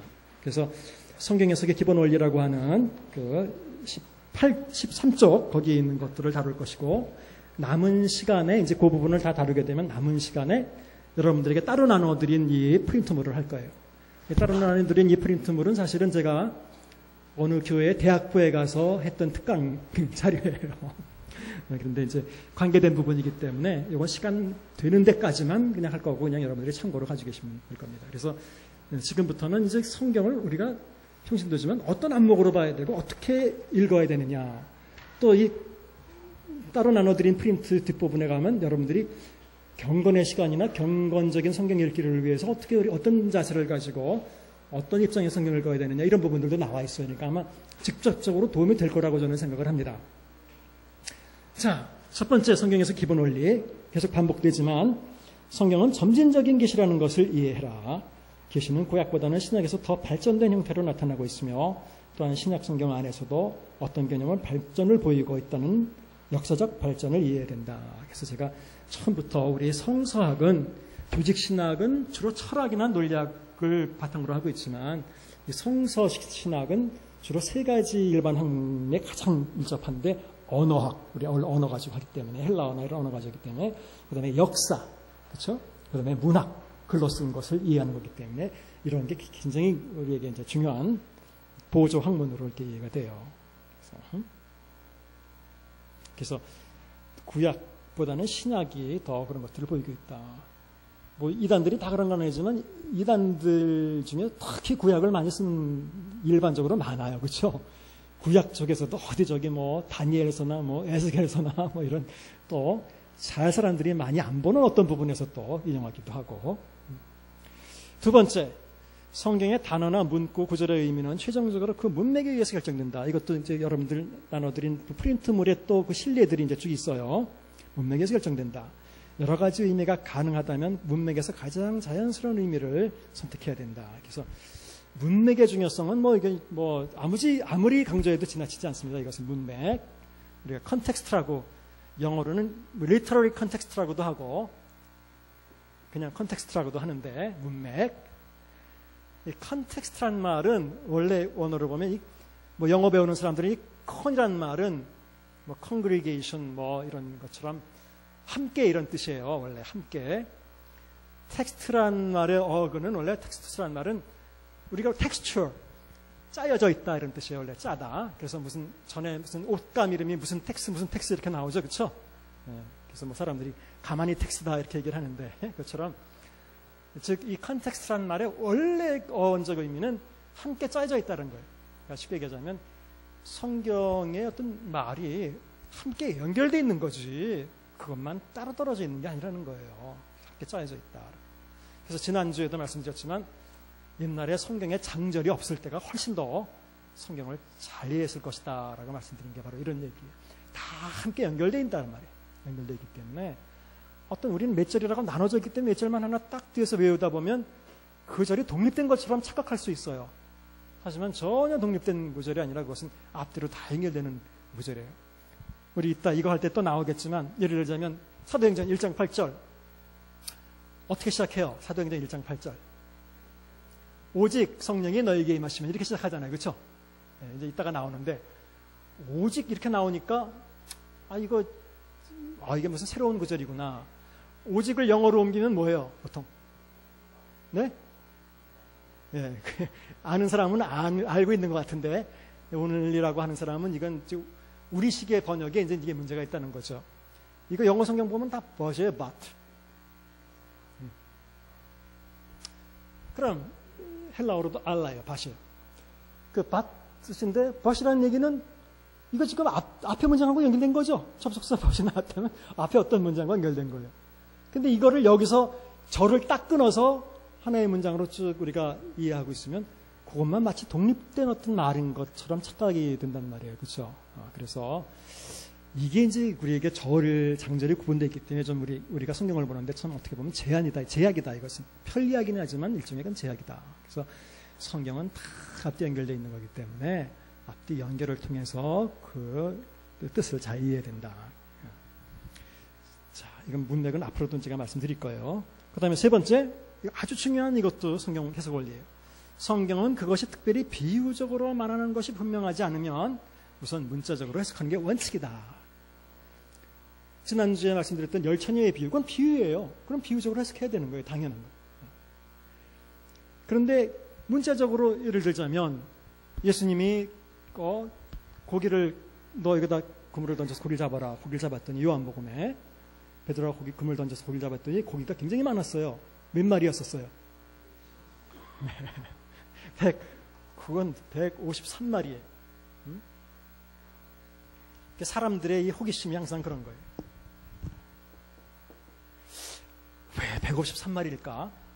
154마리도 아니고 152마리도 아니고 그러니까 이런데 자꾸 이제 신경을 써서 이걸 그냥 문자 그대로 받아들이면 153마리다. 이렇게 이해하면 되는데 이게 무슨 심오한 의미가 있는 거라고 이제 생각을 하는 거예요. 그러니까 자꾸 어떤 사람들이 그래서 어떤 사람들은 100은 이방인의 숫자고 50은 유대인의 숫자고 3은 하나님의 숫자이기 때문에 하나님이 유대인과 이방인 모두를 구원한다는 의미다. 이렇게 멋지게 해석해내기도 하고 또 별 이야기가 다 있어요. 진짜로. 이걸 찾아보면 어떤 사람들은 진짜 이 팩토리얼까지 사용해가지고 1 더하기 2 더하기 3 더하기 이렇게 했더니 153이 나오더라. 그게 so what? 그래서 무슨 의미가 있다는 거예요, 도대체? 또 어떤 사람은 처음에 기도해서 성령을 얻은 사람들이 120문도인데 예수님 돌아가실 때 나이가 33살이니까 153이다. 또 어떤 사람은 갈릴리 바다에 있던 어종이 153종이었었는데 대표가 하나씩 다 잡힌 거다. 한 마리씩 딱. 그래서 결국 이 얘기는 베드로가 나중에 전 세계 모든 족속들을 잡는 어부가 되는, 전도하게 되는 그런, 심오하긴 멋지긴 멋지죠. 어떻게 보면. 근데 그런 의미로 이런 얘기를 했겠느냐 말이에요. 그건 단순히 153마리다. 왜냐하면 그 다음 구절을 읽어보면 이렇게 많으나 그물이 끊어지잖아. 이렇게 많다 이렇게 표현. 그러니까 그냥 말로 많다 그럼 몇 마리인지 모르잖아요. 3마리도 많다, 5마리, 10마리도 많다 그러는데. 그러니까 잘 읽어보면 문맥에서 보면 저자는 많다는 걸 확실하게 보여주기 위해서 153이라는 정확한 숫자를 보여주는 거예요. 근데 자꾸 이제 여기 집착해서 이걸 문자 그대로 보지 않고 자꾸 이걸 어떤 비유적으로 이해하려고. 이제 이런 게 많아요. 빨간 생각만 나오면 무슨 예수님 피하고 연결시킨다든지 그래서 어떤 사람들은 구약에 붉은 팥죽을 가지고 이제 장작권을 팔아먹은 그것도 무슨 예수님의 피다. 또는 기생 라합이 붉은 댕기를 내린 거, 줄을 내린 거, 그것도 무슨 예수님의 피가 구원한다는 모임이다. 이런 식으로 또 생각하는 사람들도 있어요. 그런 문제는 나중에 시간 있습니다. 어쨌든 간에, 자, 성경은 그렇게 보는 게 아니에요. 특별히 비유라고 하는 장르, 이런 건 제외하고, 그건 비유로 봐야 돼요. 그 다음에 또 하나 제외해야 될 장르가 소위 저기 요한계시록 뒤에 있는 환상 나오고 그러죠. 우리가 묵시문학이라고 보통 얘기해요. 그걸 가지고. 그런 건 다 환상으로 기록되어 있기 때문에 그거는 반대의 법칙이 성립하는 거예요. 그런 책을 읽을 때는 특별히 문자적으로 해석해야 된다라고 말하기 전에는 비유적으로 반드시 해석해야 되는 거예요. 자, 잘 이해해 보세요. 일반적인 법칙은 성경이 비유적으로 봐야 된다라고 말하기 전에는 반드시 그냥 문자적으로 이해하는 게 가장 자연스럽고 올바른 성경 해석 원리다. 하지만 예외가 있어요. 성경이 비유라고 말하기 전에는 바로 그게 예외란 말이에요. 성경이 비유라고 말하는 것은 바로 성경에 많은 비유들이나 말 그대로 비유들이나 또는 상징들, 이게 가득한 게 소위 계시록 같은 거나 다니엘서 같은데 묵시문학이라고 그래요. 그런 부분들. 여기는 오히려 이것은 비유적으로 해석해야 돼요. 문자적으로 받아들이면 큰일 나요. 그런데 사람들은 또 반대로 해요. 요한계시록에 있는 숫자는 또 문자 그대로 받아들여요. 예를 들자면 쉽게 얘기하자면 14만 4천 대표적으로 그런 거니까. 여기서부터 틀린 거예요. 그러니까 이게 법칙에서, 이런 법칙에서, 그러니까 여러분들이 혹시 혼란되지 않게 하기 위해서 제가 이런 기본적인 원리를 말씀드리는 거니까, 성경이 비유로 해석하도록 요구하지 않는 한 문자 그대로 해석한다는 게 원칙입니다. 알겠죠? 괜히 이상하게 생각하지 마세요. 저는 어떤 그 침례교회 유명한 그 부흥 강사 한 분에게 본의 아니게 똑같은 설교를 3번 들을 기회가 있었어요. 그 3번 들을 기회에서 어떤 설교를 그분이 하셨냐면, 누가복음에 보면 밤에 친구한테 찾아와서 떡 3덩이를 나한테 좀 달라, 손님이 와가지고 그랬는데, 그래서 떡 3덩이를 주죠. 그러면서 이렇게 강조하는데 안 주겠느냐, 뭐 이런 얘기예요. 기도에 대한 비유예요. 비유죠. 이걸 가지고 그 양반이 설교를 하시는데, 여기서 떡 3덩이를 빌려라 그랬던 건 다른 게 아니라, 하나는 사랑의 덩이요, 하나는 믿음의 덩이요, 하나는 소망의 덩이다. 이제 이렇게 얘기를 했어요. 이제 이런 게 바로 이제 이렇게 되는 게 이제 자꾸 이제 이런 비유적으로 해석하는 게, 한 떡 3덩이면 그 비유해서 그냥 떡 3덩이죠. 그거는 그냥 거기서는 그냥 3덩이라는 의미지, 그것이 하나하나 다 이렇게 의미가 있다라고 보지 않거든요. 그것은.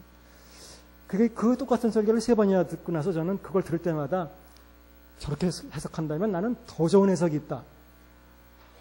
하나는 성부요, 하나는 성자요, 하나는 성령이다. 이렇게.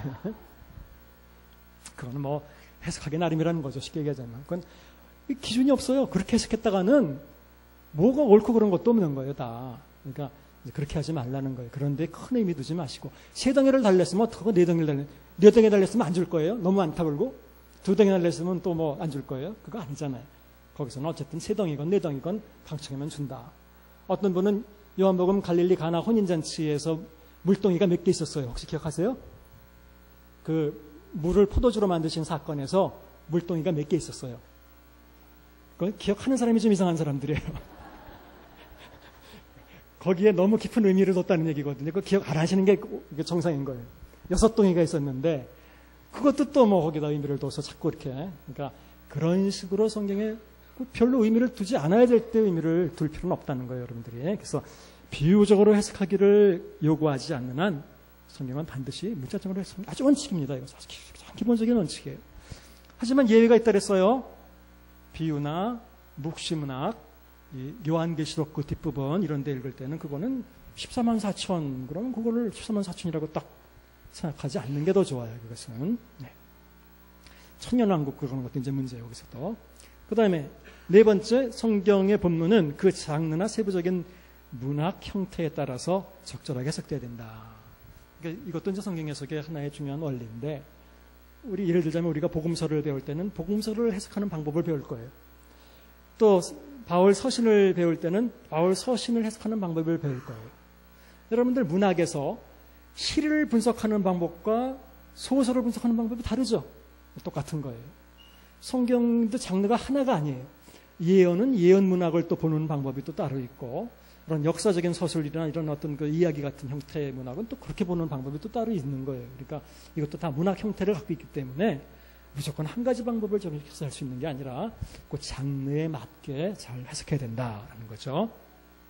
그 다음에 5번째, 성경은 세부적인 삶에 대한 구체적인 해답이라기보다는 기본적인 원리를 제시하는 책이다. 이것도 잘 이해하셔야 돼요. 성경은 지금 뭐 담배 피워야 되느냐 말아야 되느냐, 컴퓨터 게임을 얼마나 해야 되느냐, 이런 거 성경이 구체적으로 말해주고 있지 않아요. 성경은 우리 삶의 원리에 대한 것들을 주로 얘기하고 있는 것이지, 그러니까 그 적용 문제는 본인이 이제 잘 알아서 해야 돼요. 그걸 우리가 신앙 이런 데 없는 것은 신앙의 유비, 신앙의 유치라고 그래요. 그러니까 그렇기 때문에 성경을 전체적으로 잘 알고 성경이 우리에게 요구하는 삶의 원리가 무엇인지를 잘 파악해야 되는 거예요. 뭐든지 어떤 세부적인 모든 문제를 다 우리에게 말하고 있잖아요. 우리가 그런 얘기를 하는데 어떤 젊은 사람이 학생이 나는 공군을 갈까 해군을 갈까 그걸 놓고 막 기도하고 고민을 하고 아무래도 성경에 해답이 있을 것 같아서 눈 감고 성경을 딱 폈더니 공중나는 새를 보라 길쌈하지 않으며 아 공군 가라는 하나님의 계시다.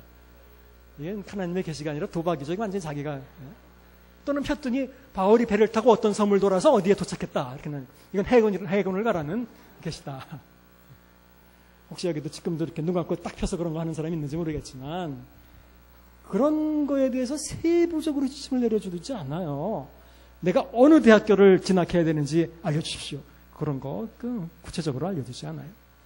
혹시 알려준다고 했다면 그건 자기 생각이고 자기 믿음이겠죠. 성경 자체는 자기가 그렇게 적용시킨 거겠죠.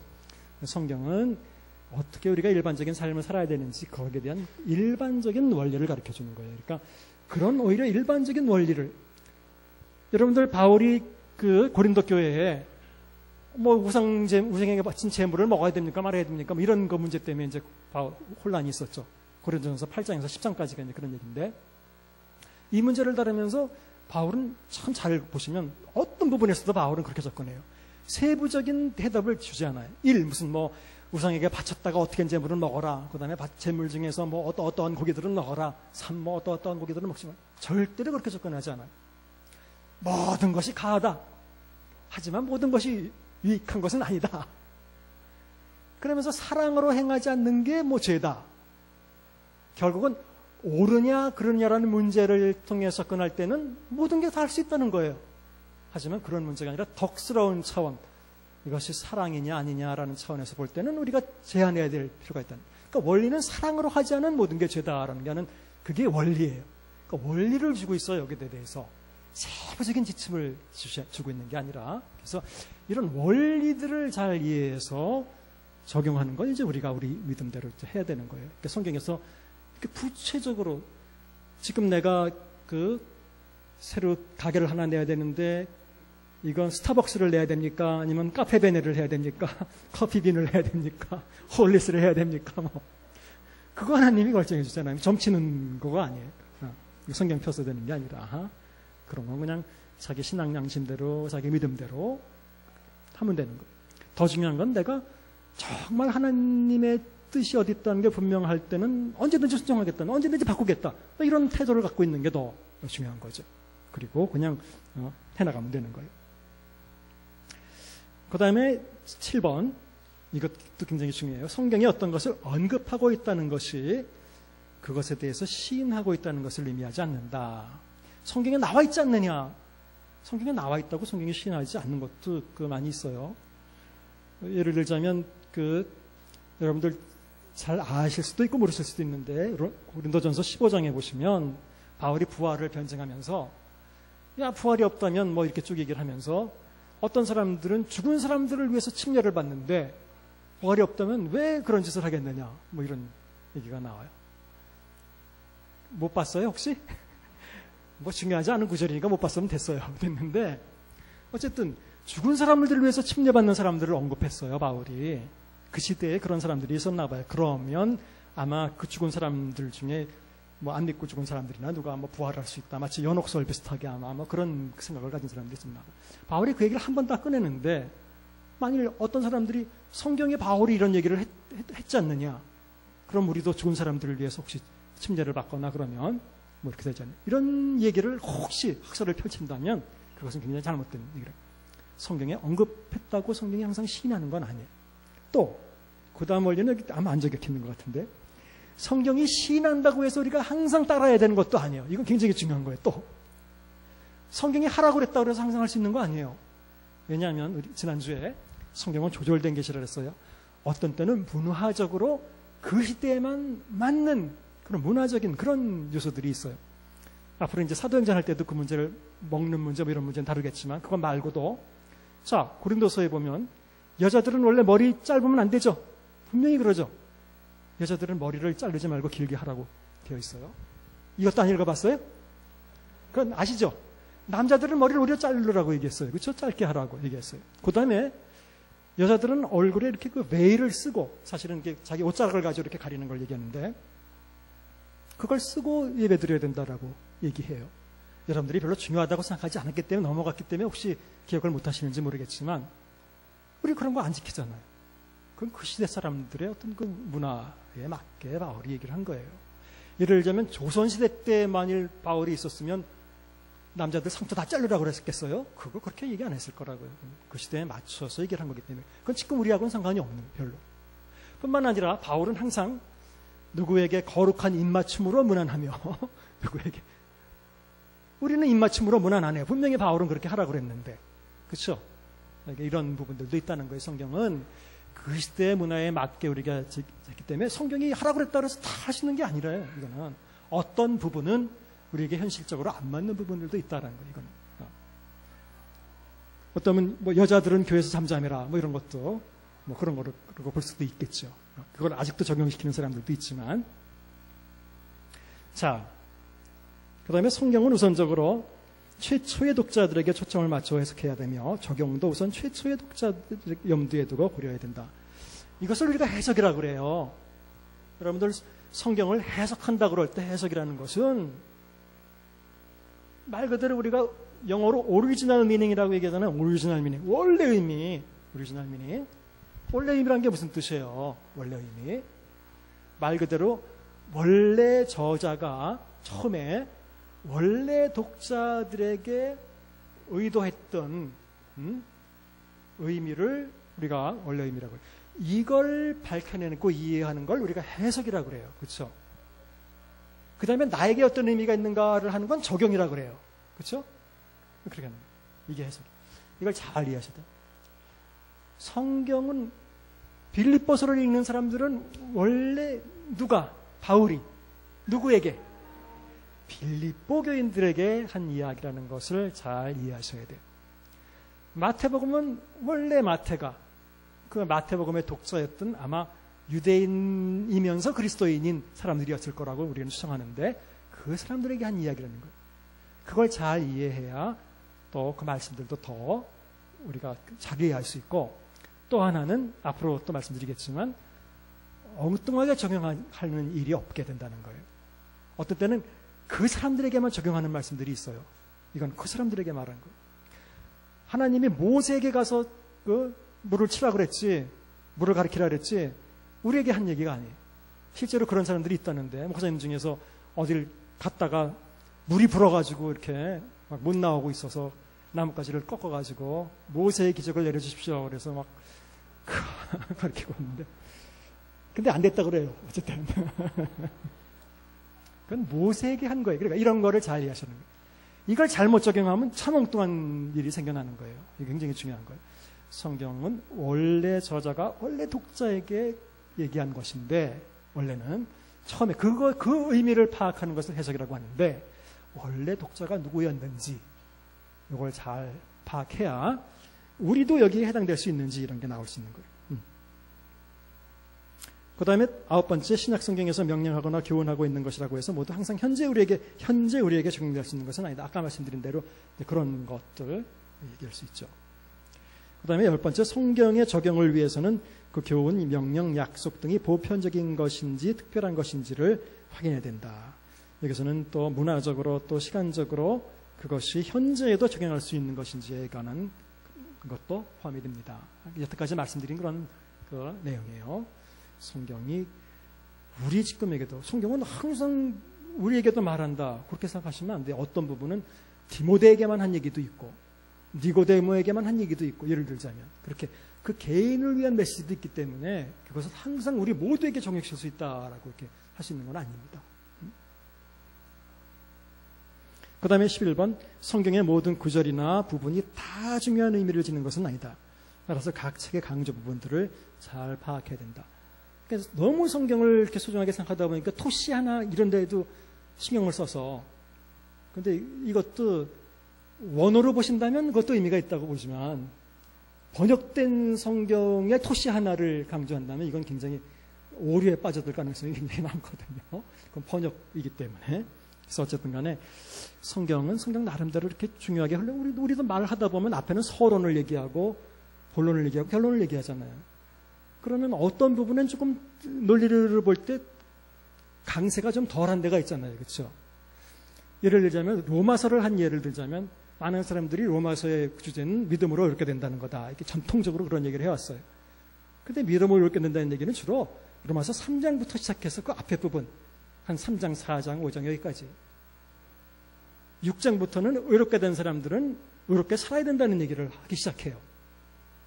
그리고 12장에 들어가면 그러므로 형제들아 내가 하나님의 모든 자비하심으로 너희를 권하노니 너희 몸을 하나님이 기뻐하시는 거룩한 사한자수로 드리라.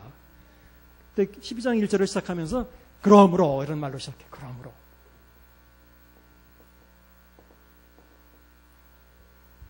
자, 상식적으로 여러분들이 생각해 보세요. 여러분들이 어떤 긴 논설을 하는데 쭉 앞에 얘기를 하고 그러므로 그리고 어떤 얘기를 했어요. 그럼 어디가 더 강조가 있습니까?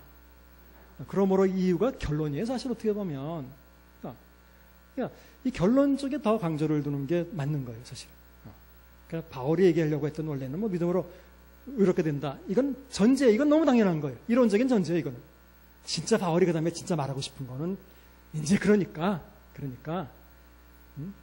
옛날처럼 구약 그 동물을 죽여서 드리는 그런 제사를 드리는 게 아니라 너희 몸을 하나님이 기뻐하시는 거룩한 사한 제물로 드려야 된다. 이렇게 이제 얘기하고 있는 거죠.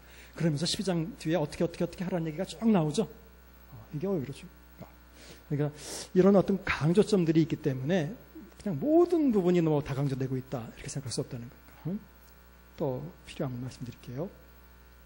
그 다음에 12번 하지만 성경의 모든 책들은 균형 있게 중시돼야 된다. 책 중에 중요하지 않은 책은 없어요.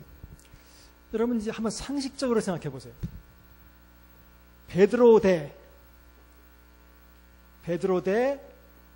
바울. 그냥 상식적인 수준에서 본다면 이렇게 평가할 수 없지만 누가 더 비중이 커요?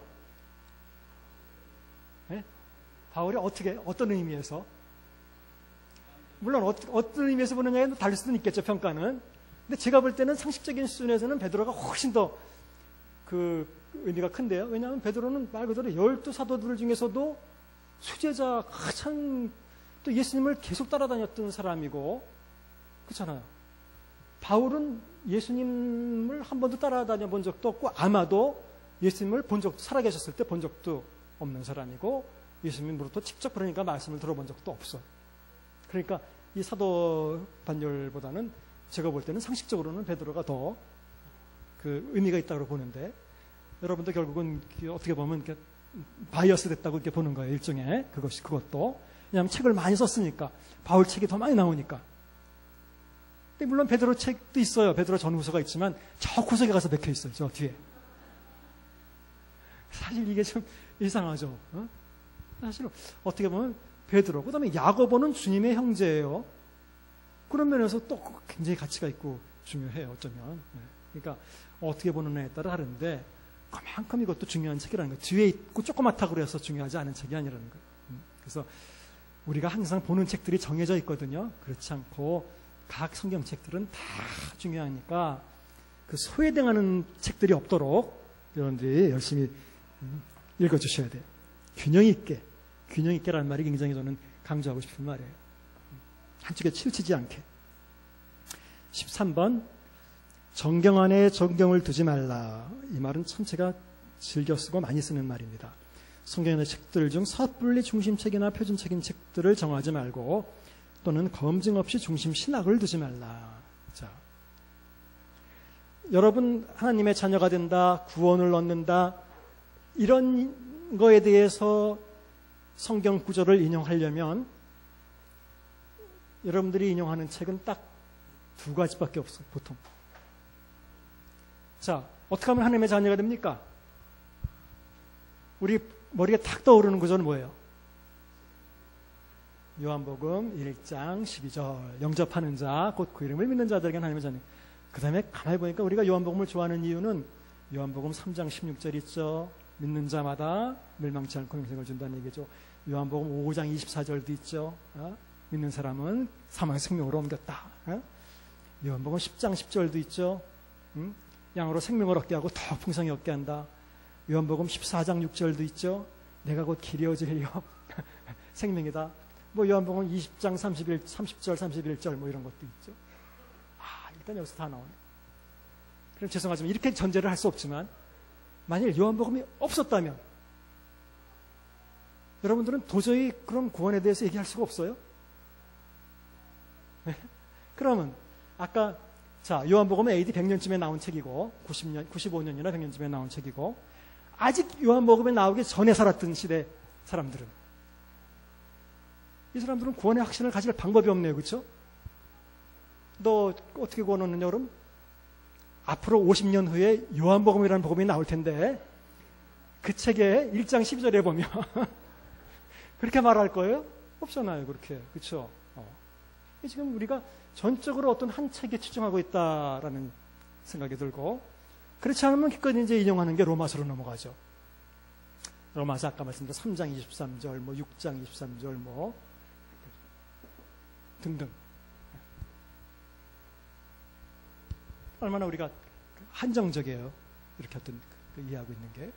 그럼 어떻게 보면 우리는 이걸 캐논인더 캐논이라고 그래요. 우리가 정경 안에 정경이래요. 우리는 그렇게 생각하지 않지만 어떻게 보면 신약 27권 중에서도 요한복음과 로마서가 제일 중요한 책이다라는 인식이 어떤 면에서 있어요. 특히 구원에 대해서 얘기할 때는 요한복음과 로마서가 기준이다 이렇게 생각하는 사람들도 있어요. 그건 누가 정하지 않았어요. 하나님이 그렇게 정하지 않았어요. 하나님은 딱 두 책만 주지 않았다는 거예요. 27권을 주셨다는 거예요. 그런데 아까 제가 인용했지만 별로 여러분들에게 임팩트가 없는데 말씀이 나더러 주여 주여 하는 자마다 다 천국에 들어갈 것이 아니라 하늘에 계신 내 아버지 뜻대로 행하는 자라야 들어갈 것이다. 마태복음이에요. 사도였다고 칭하는 마태가 쓴 책에 분명히 거기도 구원을 어떻게 받는지에 대해서 말하고 있죠. 말하지 않는 게 아니죠. 말하고 있죠. 근데 한 번도 그런 인용하는 사람 진짜 못 봤어요. 구원에 대해서 얘기하면서. 그 다음에 마찬가지로 마태복음에 의를 위해서 핍박받는 자는 복이 있는 천국이 저희 것이며 또 화평케 하는 자는 복이 있나니 복되도다. 저가 하나님의 아들이라 일컬음을 받을 것이며 분명히 하나님의 아들이라 일컬음을 받을 것이며 어떻게 하는 자가? 화평케 하는 자가 평화를 만드는 자가. 이거 예수님 말씀이에요. 분명히. 그렇죠? 근데 우리에게 그 많은 비중을 안 두죠. 우리는. 왜냐하면 우리는 기준이 있으니까. 이게 기준이니까. 근데 이 기준은 누가 정했어요? 우리가 편리한 대로 정한 거지. 그러니까 이게 바로 성경 안에 우리도 모르는 사이에 진짜 더 중요한 책, 뭐 기준이 되는 책 이런 식으로 정해버리면 여러분 잘못은 아니에요. 사실은 전통적으로 저희 종교개혁 이후에 개신교가 전통적으로 이렇게 해온 어떤 잘못이죠. 그러니까 폭넓게 보지 않는다는 어떤 중심책을 딱 정해놓고 그것을 기준으로 본다는 얘기. 이걸 로마서를 기준으로 정한 것은 성경이 아니에요. 루터지요. 오히려 종교개혁 때. 그러니까 성경은 그 다른 이야기도 참 많이 해요. 하나님의 자녀가 된다는 얘기, 너희들이 원수를 선대하고 원수를 위해서 기도하고 그래줘라. 그래야면 지극히 높으신 이의 아들들이 되리니. 이건 누가복음 그렇게 얘기하고 있어요. 또 누가복음은 또 원수들한테도 잘해주고 잘 대접해주고 그러면 정말 하나님의 아들이 된다고 또 얘기하네. 마태복음은 하나님의 뜻대로 살아야 된다고 또 얘기를 하고 있고 이런 거 다 무시해버리고 우리 입맛에 맞는 것만 우리가 가지고 있다고 한다면 이게 이제 성경 안에 우리가 마치 마태는 열등한 책이고 우리가 그렇게 표현하지는 않지만 그렇게 우리 머릿속에 생겨버리는 거예요. 또 야고보서는 열등한 책이고 이런 식으로 로마서와 요한복음만 뭐 귀중한 책이다 이렇게 생각할 수도 있을 거예요. 그렇지 않아요. 다 소중한 거예요. 그러니까 27권 다 중요하게 생각해야 돼요. 그리고 어떤 책에서 어떤 책을 대표할 수 있는 신학도 한 가지를 정해서 이건 뭐 그냥 넘어갑시다. 그 다음에 14번 교리는 분명한 본문에 근거해야 하며 성경 전체가 일반적으로 지지할 수 있는 것이어야 한다. 이거 지난주에도 말씀드렸어요. 자꾸 교리하는데 교리라는 것은 이단 때문에 그래요. 어떤 구석에 있는 한 구절에서 나올 수 있는 게 아니에요. 절대로 그렇지 않아요. 교리는 성경 전체가 성경이 여러 군데에서 이렇게 입증해주고 지지해주어야 교리가 되는 거예요. 그러니까 그런 데서 혼동되고 속지 마세요. 이단들이 와서 어디 구석에 있는 구절 한 구절 딱 펴놓고 봐라 이렇지 않느냐. 그 한 구절 가지고 되는 게 아닙니다. 여러 구절에서 지지해줘야 돼요. 이제 신약에서 좀 논란이 되는 구절인데 부자와 나사로의 비유가 누가복음에 있어요. 그래서 거지 나사로는 죽어서 어디로 갔다고 나와요? 기억이 납니까? 아브라함의 품으로 갔다고 나오고, 그리고 부자는 음부로 내려갔다고 나와요. 이게 전통적인 어떻게 보면 유대인들의 표현이에요. 여러분 그걸 그대로 만약 그 구절에 나온 것을 그대로 적용시킨다면 여러분들은 죽으면 아브라함의 품으로 가든지 음부로 가든지 뭐 둘 중에 하나. 그 말은 근데 딱 성경에 거기밖에 안 나와요. 그걸 가지고 우리가 교리를 만들기가 참 어려운 거예요. 그럼 죽으면 아브라함의 품으로 가야 된다고 얘기를 해야 되나? 거기 더 이상한 게 있어요. 아브라함 품으로 갔는데 뭐라고 얘기를 하냐면 그 부자가 내 아버지 아브라함이요. 그렇게 얘기해요. 그러니까 아마도 그 죽고 난 그 세계에 거기서는 고난을 진 사람은 아브라함 같아요. 그렇죠? 내 아버지 아브라함이요. 이렇게 얘기하는 걸 보니까. 쟤를 좀 살려서 내려보내 주십시오. 그렇죠? 그런 권한까지 있는지 모르겠지만 분명히 마태복음 딴 데 보면 뭐 베드로에게 혹시 뭐 천국의 열쇠를 준다 그랬으니까 베드로가 그런 권한이 있는 사람으로 나온다면 또 이해가 되는데 그걸 그대로 우리가 만일 교리로 적용시킨다면 굉장히 혼란스러워요. 죽으면 우리가 올라가서 베드로도 아니고 아브라함한테 잘 보여요. 잘하면 다시 살아 내려갈 수도 있고 뭐 그럴 수도 있겠구나. 그래서 한 구절에 한 부분에 나오는 어떤 부분을 가지고 교리를 만들 수는 없다라는 거예요. 꼭 여러분들이 잘 알아두셔야 나중에 누가 다른 사람들이 여러분들을 혼란케 하더라도 여러분 이겨낼 수 있습니다. 15번째, 성경을 근거로 하는 모든 신학들은 석의에 기초해야 되는데 석의는 이러한 모든 신학과 신학적 체계보다 우선한다. 석이라는 것은 말 그대로 주석해서 분석해서 해석하는 것을 얘기해요. 아까 말씀드린 뭐 해석이라는 단어와 똑같은 단어라고 봐요. 석의라는 말은 우리 그 신학에서는 많이 쓰는 말이에요.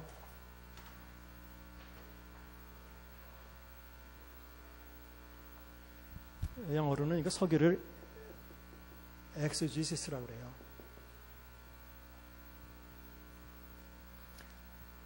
X라고 하는 그 접두어는 뭐 우리가 export, import 우리가 영어 배울 때 배우는 것처럼 밖으로라는 뜻이겠죠. 밖으로. 네, 밖으로.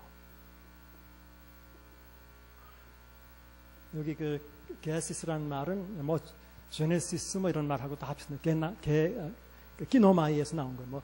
뭐 되다 이런 식의 어떤 의미예요. 그러니까 원래 그 석이라는 것은 그래서 우리가 성경의 의미를 자연스럽게 밖으로 나올 수 있게 이렇게 해주는 걸 석이라고 그래요.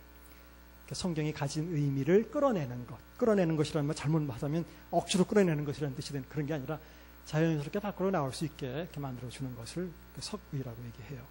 이것이 우리가 굉장히 우리 그 신약을 공부하는 사람들에게는 저희 같은 사람들에게는 아주 뭐 가장 중요한 성경을 잘 해석해야 된다는 거예요. 잘 성경의 의미가 그대로 나올 수 있도록 해야 된다. 이것과 반대말이 영어로 앞에 접도만 바꾸면 돼요. 아이스피시스라고 그래요. 자, X란 말의 반대말이 이제 이렇게 에이스란 말이 들어갔는데 이건 헬라어에서 나온 접도이기 때문에 그래요. 이거는 뭐냐면 내 생각을 가지고 읽어 들어가는 걸 얘기해요. 반대말이에요.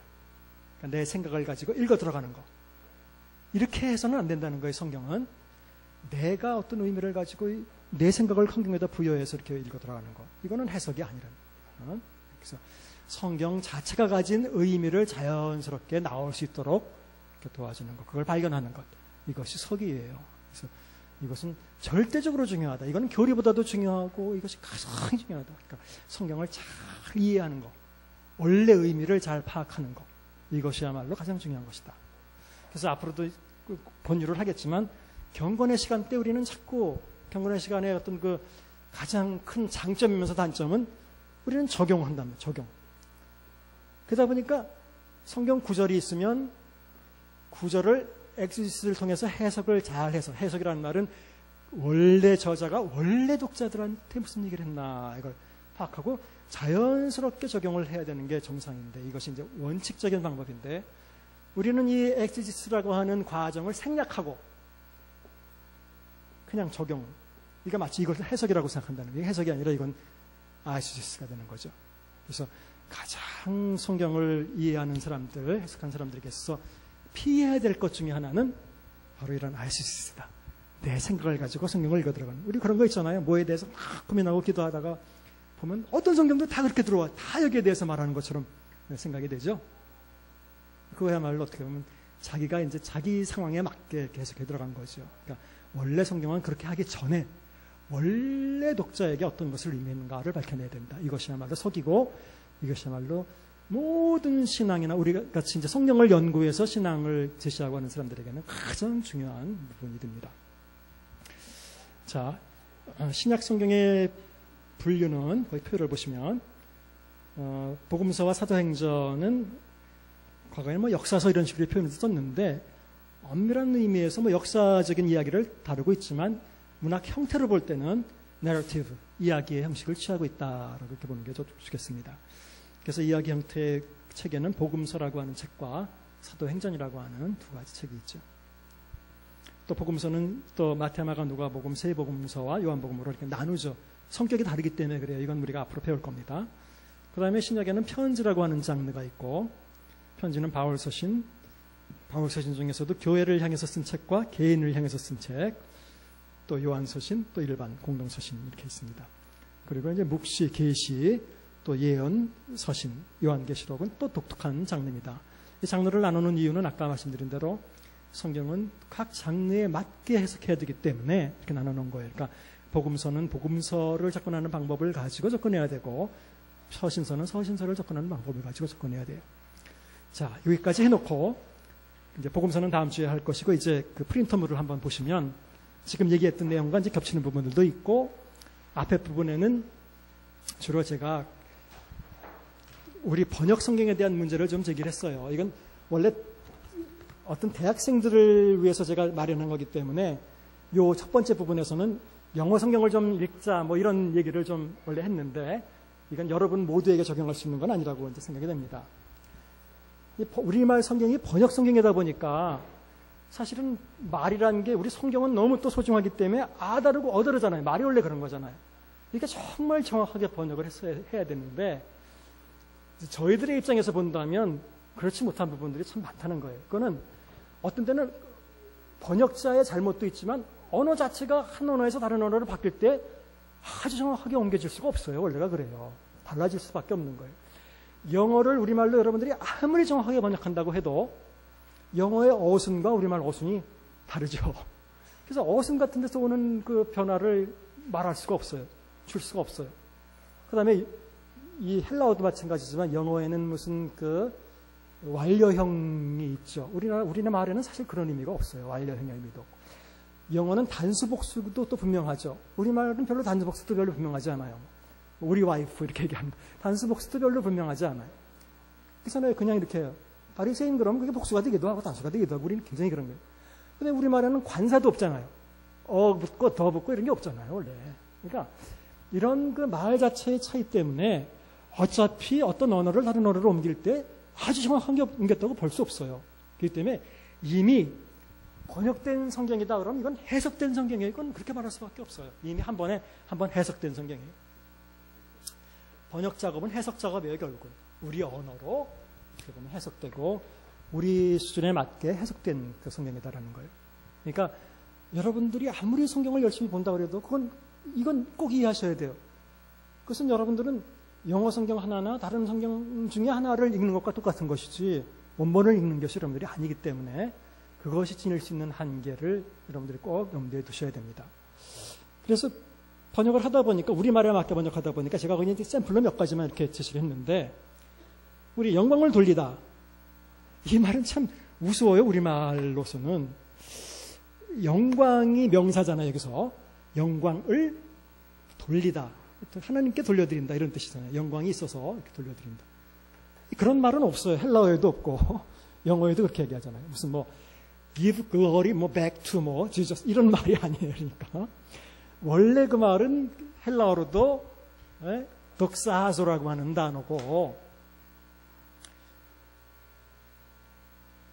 예를 들자면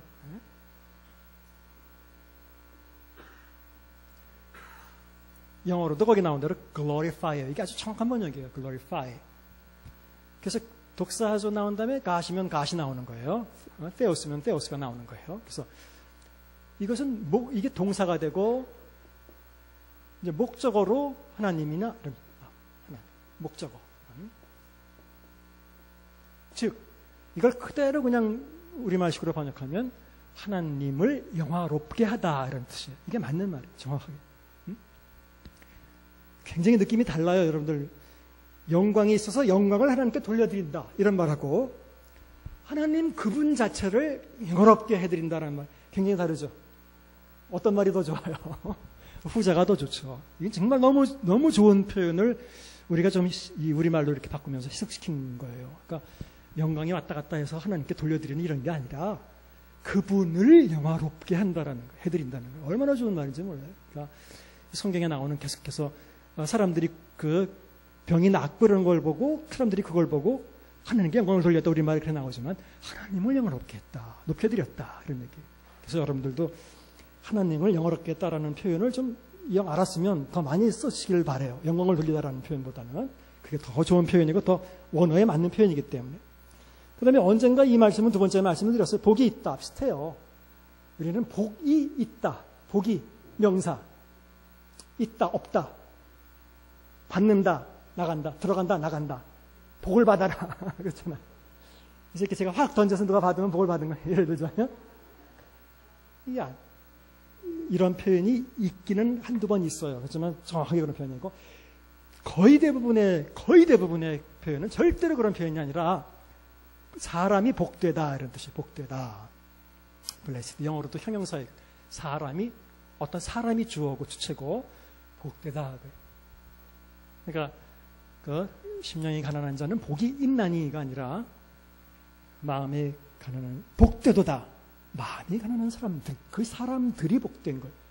그러니까 복이 있어서 그 사람한테 있고 없고 이런 게 아니라 그 사람 자체의 삶이 복되다라는 그 사람이 복되다라는 거. 이것도 너무너무 중요한 개념이에요. 뭘 받고 안 받고 이런 문제가 아니고 뭘 받고 안 받고 복된 사람이 되는 게 더 중요한 거예요. 네? 우리가 가끔 그런 말을 하는데 하나님께 우리는 자꾸 선물을 상을 구한다. 그게 중요한 게 상 받을 만한 사람이 되면 되는 거예요. 그렇죠? 그런 게 더 중요한데 자꾸 그렇지 않고 상을 받느냐 안 받느냐. 상 받을 만한 사람이 되는 게 더 중요한 거 아닙니까? 마찬가지로 복되다라는 표현은 복이 있다 없다 나갔다 들어왔다 이런 게 아니고는 사람이 복되다는 말. 어떤 사람이 복되냐? 이거 참 역설이에요. 가난한 자가 복되다라는 거예요. 사실은. 네? 가난한 자가. 심령이 가난한 자건 누가 보면 그냥 가난한 자라고 그래요. 어쨌든 간에 힘들고 오늘 그 송란아 목사님 설교에서도 가난한 사람들 바로 그런 사람들에게 또 가난한 자에게 복음을 전하게 하기 위해서 오셨다. 예수님 이렇게 말씀하셨어요. 누가복음에 그건 주제이기도 해요. 가난한 사람을 찾는 것은 어쨌든 이런 표현. 또 뭐 침례를 베풀다, 주다, 침례를 준다, 침례를 받는다 이렇게 하잖아요. 이것도 마찬가지 한 동사예요. 침례 주다 이렇게 그런 동사예요. 구원을 받다. 그게 아니라 사람이 구원되다예요. 구원이 있어서 구원을 받는 게 아니라 마찬가지 원래 saved예요. 원래 어떤 사람이 I am saved, I was saved. 내가 구원되는 거예요. 이렇게 좀 느낌이 달라요. 이런 게 다. 그다음에 천국 이야기는 제가 다음에 이건 길게 얘기하기 되기 때문에 다음에 얘기할게요. 이것도 아주 전형적으로 잘못 번역된 것 중에 하나. 제가 언젠가 설교 시간에 잠깐 말씀드린 적도 있어요. 이것은 천국이라는 거는 우리가 항상 죽어서 가는 어떤 곳이라고 옛날부터 우리가 생각해왔던 그런 단어인데 그걸 그대로 쓰므로 해서 성경에 말하는 그 천국 하나님의 왕국이라는 것과 굉장히 멀어졌어요. 거리가. 이건 앞으로 좀 길게 얘기할 다음에 얘기할게요. 지옥 그럼 우리말 표현 보세요. 한자로 썼지만 땅에 있는 옥이에요. 옥. 그쵸? 감옥. 그쵸? 근데 원래 그 헬라어에는 게헨나 이건 뭐 게헨나라는 말의 뜻은 원래 뜻은 게라는 것은 골짜기라는 뜻이고 헨나라는 것은 여러분들 구약에 보면 하여튼 흰놈의 골짜기예요. 흰놈의 골짜기. 흰놈이라는 것은 하얀 놈이라는 뜻이 아니라 지명이에요. 흰놈이라는 지명. 흰놈의 골짜기라는 뜻이에요. 게헨나라는 것은 흰놈의 골짜기. 흰놈이라는 데는 옛날에는 그 몰렉에게 사람을 죽여서 애들을 죽여서 제물을 바쳤던 자리이고 나중에 후대에는 쓰레기를 갖다 버려서 소각시키는 장소예요. 이게 실제로 있는 이스라엘의 장소예요. 그래서 유대인들은 항상 거기가 제일 더럽고 더러운 거 태우고 이런 장소잖아요. 불길이 항상 있고 그러니까 나중에 심판받으면 저기서 심판받을 거다. 그렇게 생각했어요. 흰놈의 개했나요, 그게. 어쨌든 간에 중요한 거는 땅 속에 있는 옥이 아니라. 근데 이거를 이제 우리는 항상 과거에도 지옥이라는 개념이 있었으니까 그걸로 번역해서 마치 땅 속에 있는 감옥처럼 이렇게 이해하고. 어쨌든 이런, 뭐, 많아요. 그리고 왜 다 떡으로 번역하는지 몰라요. 빵인데. 빵하고 떡, 어쨌든 다르잖아요. 그렇죠? 빵은 굽는 거고, 떡은 우리 말대로 찌는 거고. 근데 다 떡으로 번역했는데 지금도 안 바뀌고 그냥 나는 생명의 떡이다, 생명의 빵이다가 맞는 거니까. 또 십자가에 못 박다. 다 그렇게 번역했는데 실제로 스타우로라는 단어는 그냥 영어의 crucify. 그러니까 십자가형에 처한다 이런 뜻이에요. 그냥 그 자체의 단어에는 못 박는다는 의미는 없어요. 그냥 매달건 뭐 못 박건 상관없이 하여튼 십자가형에 처하는 걸 얘기하는 거예요. 그런데 뭐 예수님은 실제로 못 박혀서 돌아가셨죠. 그러니까 못 박다라고 번역할 수도 있는데 무조건 하여튼 이렇게 번역 정확하게 합니다. 그 다음에 뭐 두 번째 여러 가지 표현법을 전달하지 못한다. 이건 뭐 예를 들자면 제가 읽어볼게요. 이 헬라어를 한번. 블레페테 투스 쿠나스 블레페테 투스 카쿠스 에르가타스 블레페테 텐 카타토멘 이렇게 되는데 이 그 첫 글자가 예를 들자면 영어의 B처럼 돼 있죠. 그렇죠? 이 말에. 그 다음에 두 번째 관사인데 이건 영어의 T처럼 돼 있죠. 그 다음에 세 번째는 K처럼 돼 있죠. 이게 그대로 따라서 나오죠. 그 두 번째 말에도 B, T, K 이런 식으로. 그렇죠? 이렇게 이거는 운율이 말을 똑같은 말로 이렇게 반복해서 재밌게 하라고 어떻게 보면 듣기에 좀 이렇게 잘 들을 수 있도록 이렇게 말한 건데 우리말로는 이게 번역해도 안 되죠. 그렇죠? 그 다음에 헬라어에도 이렇게 의성어, 의태어 같은 게 있어요. 공귀조라는 단어인데 공귀조라고 말하면 우리도 궁시렁거린다 그러죠? 뭐라고 할 때. 그 공귀조. 발음이 좀 이상하죠? 이게 중얼거리는 거를 본따서 만든 그 언어예요. 그 다음에 우리 영어의 barbarian이라는 게 야만인이죠. barbaro스. 이게 barbaros에서 나온 건데 이 사람들이 왜 야만인을 barbaros라고 그러냐면 이 사람들이 볼 때 야만인들이 하는 말이 말같이 안 들리고 발발발발발 거리는 것처럼 들렸다는 거예요. 그래서 barbaros가 된 거예요. 그러니까 이렇게 하여튼 이 사람들도 이런 의성어를 썼어요. 그 다음에 재밌게도 그 침뱉다라는 단어를 어떻게 읽냐면 pteuo라고 있거든요. 이거를 pteuo. 침이 나가죠. 그러니까 우리 지금으로 얘기하면 우리는 퇴이라는 거랑 똑같은 단어예요. 그러니까 침 뱉다 이렇게 되는. 그러니까 뭐 어차피 이런 거는 뭐 번역할 수가 없어요, 그렇죠? 번역 못해. 그다음에 다른 복음이 없나니 시간적으로 이거는 뭐 다음에 제가 혹시 갈라디아 할 때나 그럴 때 말씀드리고 예를 들자면 같이 부자가 천국에 들어가는 게 낙타가 바늘귀로 들어가는 것보다 힘들다 했을 때 재밌게도 누가복음은 수술용 바늘을 썼고 다른 마태복음이나 마가복음은 그냥 옷 꿰매는 바늘을 썼어요. 우리말로는 이걸 다 표현을 못해 그냥 둘 다 바늘이라고 하죠. 왜 그랬는지 대강 아시겠죠? 아마도 누가는 의사였기 때문에 아마 똑같은 바늘을 썼어도 이렇게 표현을 했었지 않았겠느냐. 그 다음에 해당 단어의 부재, 보혜사라는 단어는 원래 우리말로 만든 말이죠, 이거는. 그리고 정확하게 만든 말도 아니에요, 이것은. 영어를 보시면, 한자를 보시면 은혜를 보호해주는 분 이런 뜻이 되는 건데, 보존해주거나. 원래 헬라어의 파라클레토스는 옆에서 말해주는 분, 그러니까 위로자, 도와주는 분, 조력자, 여러 가지로 번역되는 단어예요. 그 다음에 파이다고고스는 마찬가지 이런 말들은 원래 우리말에 없기 때문에 이렇게 될 수밖에 없는. 자, 시간이 없으니까 넘겨보시면 중의적인 단어를 번역하는 건 더 힘들다. 지난주에 말씀드린 대로 푸뉴마 그러면 그게 바람도 되고 숨도 되고 그래요. 재밌게도 바람이 임의로 불며 어디서 와서 어디로 가는지 알지 못하는 것처럼 할 때 그 바람도 푸뉴마고 그 다음에 영어로 는 사람도 일어나니라 그럴 때 그것도 푸뉴마토스예요. 똑같은 단어예요, 사실은. 재밌죠? 어떻게 보면 재밌게 표현한 거예요. 영이나 바람이나 똑같은 단어예요, 헬라어로는. 그러니까 이것을 재밌게 표현했는데 이걸 우리말로는 정확히 옮기지 못하는 거죠. 그 다음에 어둠이 깨닫지 못했다, 어둠이 이기지 못했다라는 의미도 있는데 여기서는 이기지 못했다라고 번역하는 게 더 나아요, 사실은. 그 다음에 경배하다, 절하다 이렇게 번역된 단어가 똑같은 단어인데 또 마태복음에서는 이것도 경배하다라는 단어로 번역하는 게 더 나은데 그냥 절하다라는 번역으로 된 것도 있고.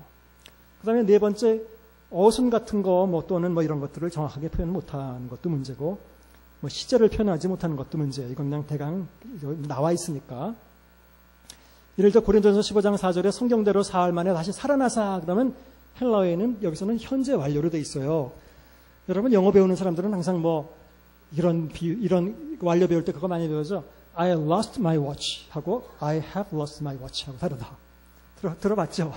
그래서 I have lost my watch 완료형으로 영어에서도 얘기하면 내가 이 시계를 잃어버려서 지금 현재도 가지고 있지 않을 때 표현하는 방법이고 I lost my watch 그럼 내가 과거의 어떤 사건을 얘기할 때 지금은 찾아서 있을 수도 있어요.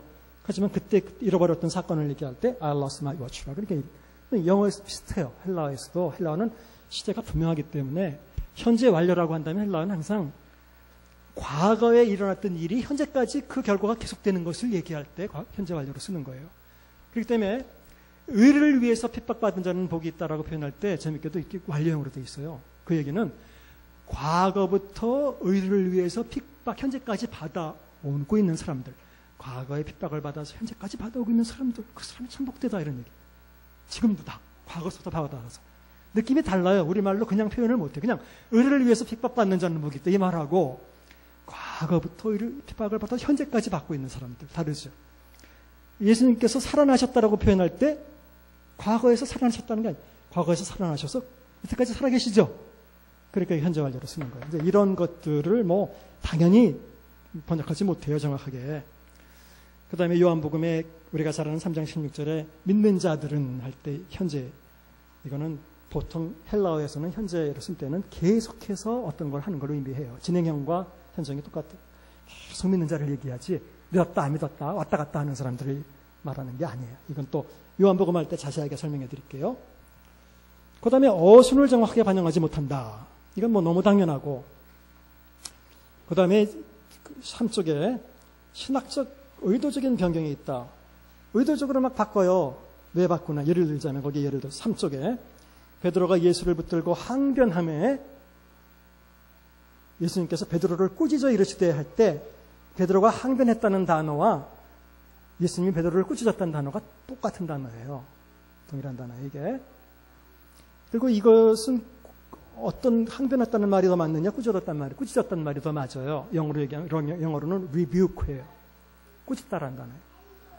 그런데 이거를 우리말로 번역하다 보니까 도저히 번역을 못 하겠는 거예요.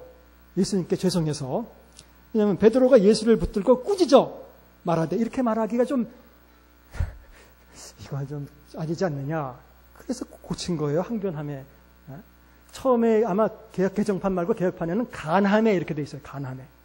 그렇죠? 이게 항변함에도 아니고 간함에도 아니고 이것은 바로 그 뒤에 예수님이 베드로를 꾸짖은 단어와 똑같은 단어거든요. 여러분들이 눈으로 볼 때 다른 단어지만 이것은 그 시제가 달라지고 뭐가 달라졌기 때문에 한 가지 똑같은 단어예요. 이것이. 그래서 영어로.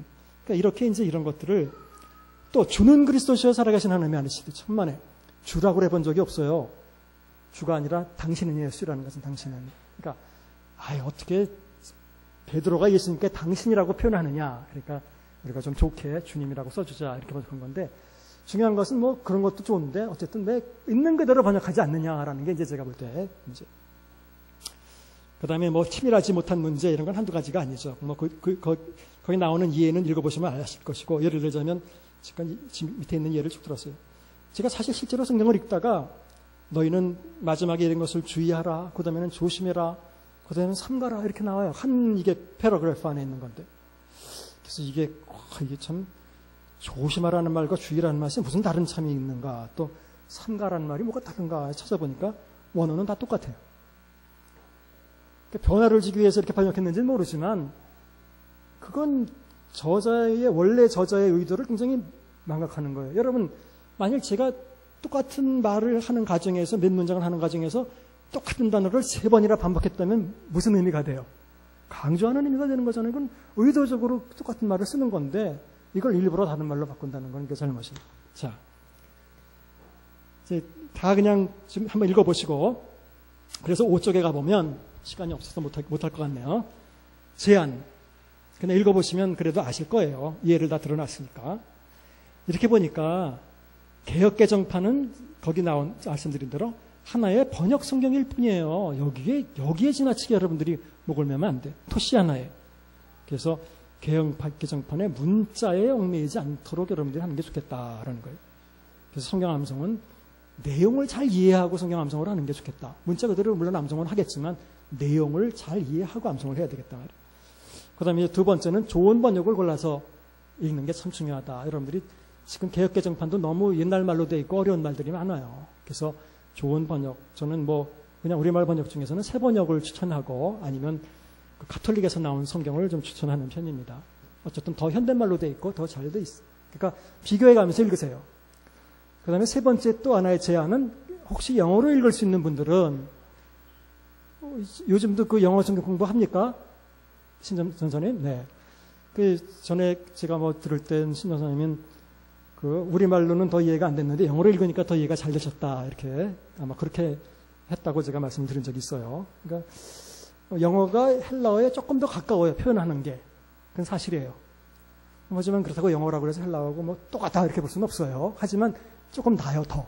그래서 영어를 읽을 수 있는 분들은 영어 번역을 읽는데 영어 번역 중에서도 아무거나 읽으면 안 되고 거기 나온 NASB나 또는 ESB 뭐 이런 것들을 읽기를 추천합니다. 하지만 이건 강추하고 또 비추하는 성경이 있는데 킹 제임스는 지난번에 말씀드렸던 읽지 않는 게 좋겠고 가능하면 리빙 바이블이나 또 NLT, New Living Translation, Good News Bible 이런 거는 좀 피하는 게 좋겠어요. 이게 틀려서가 아니라 이런 것들은 의역을 많이 해놔서 그래요.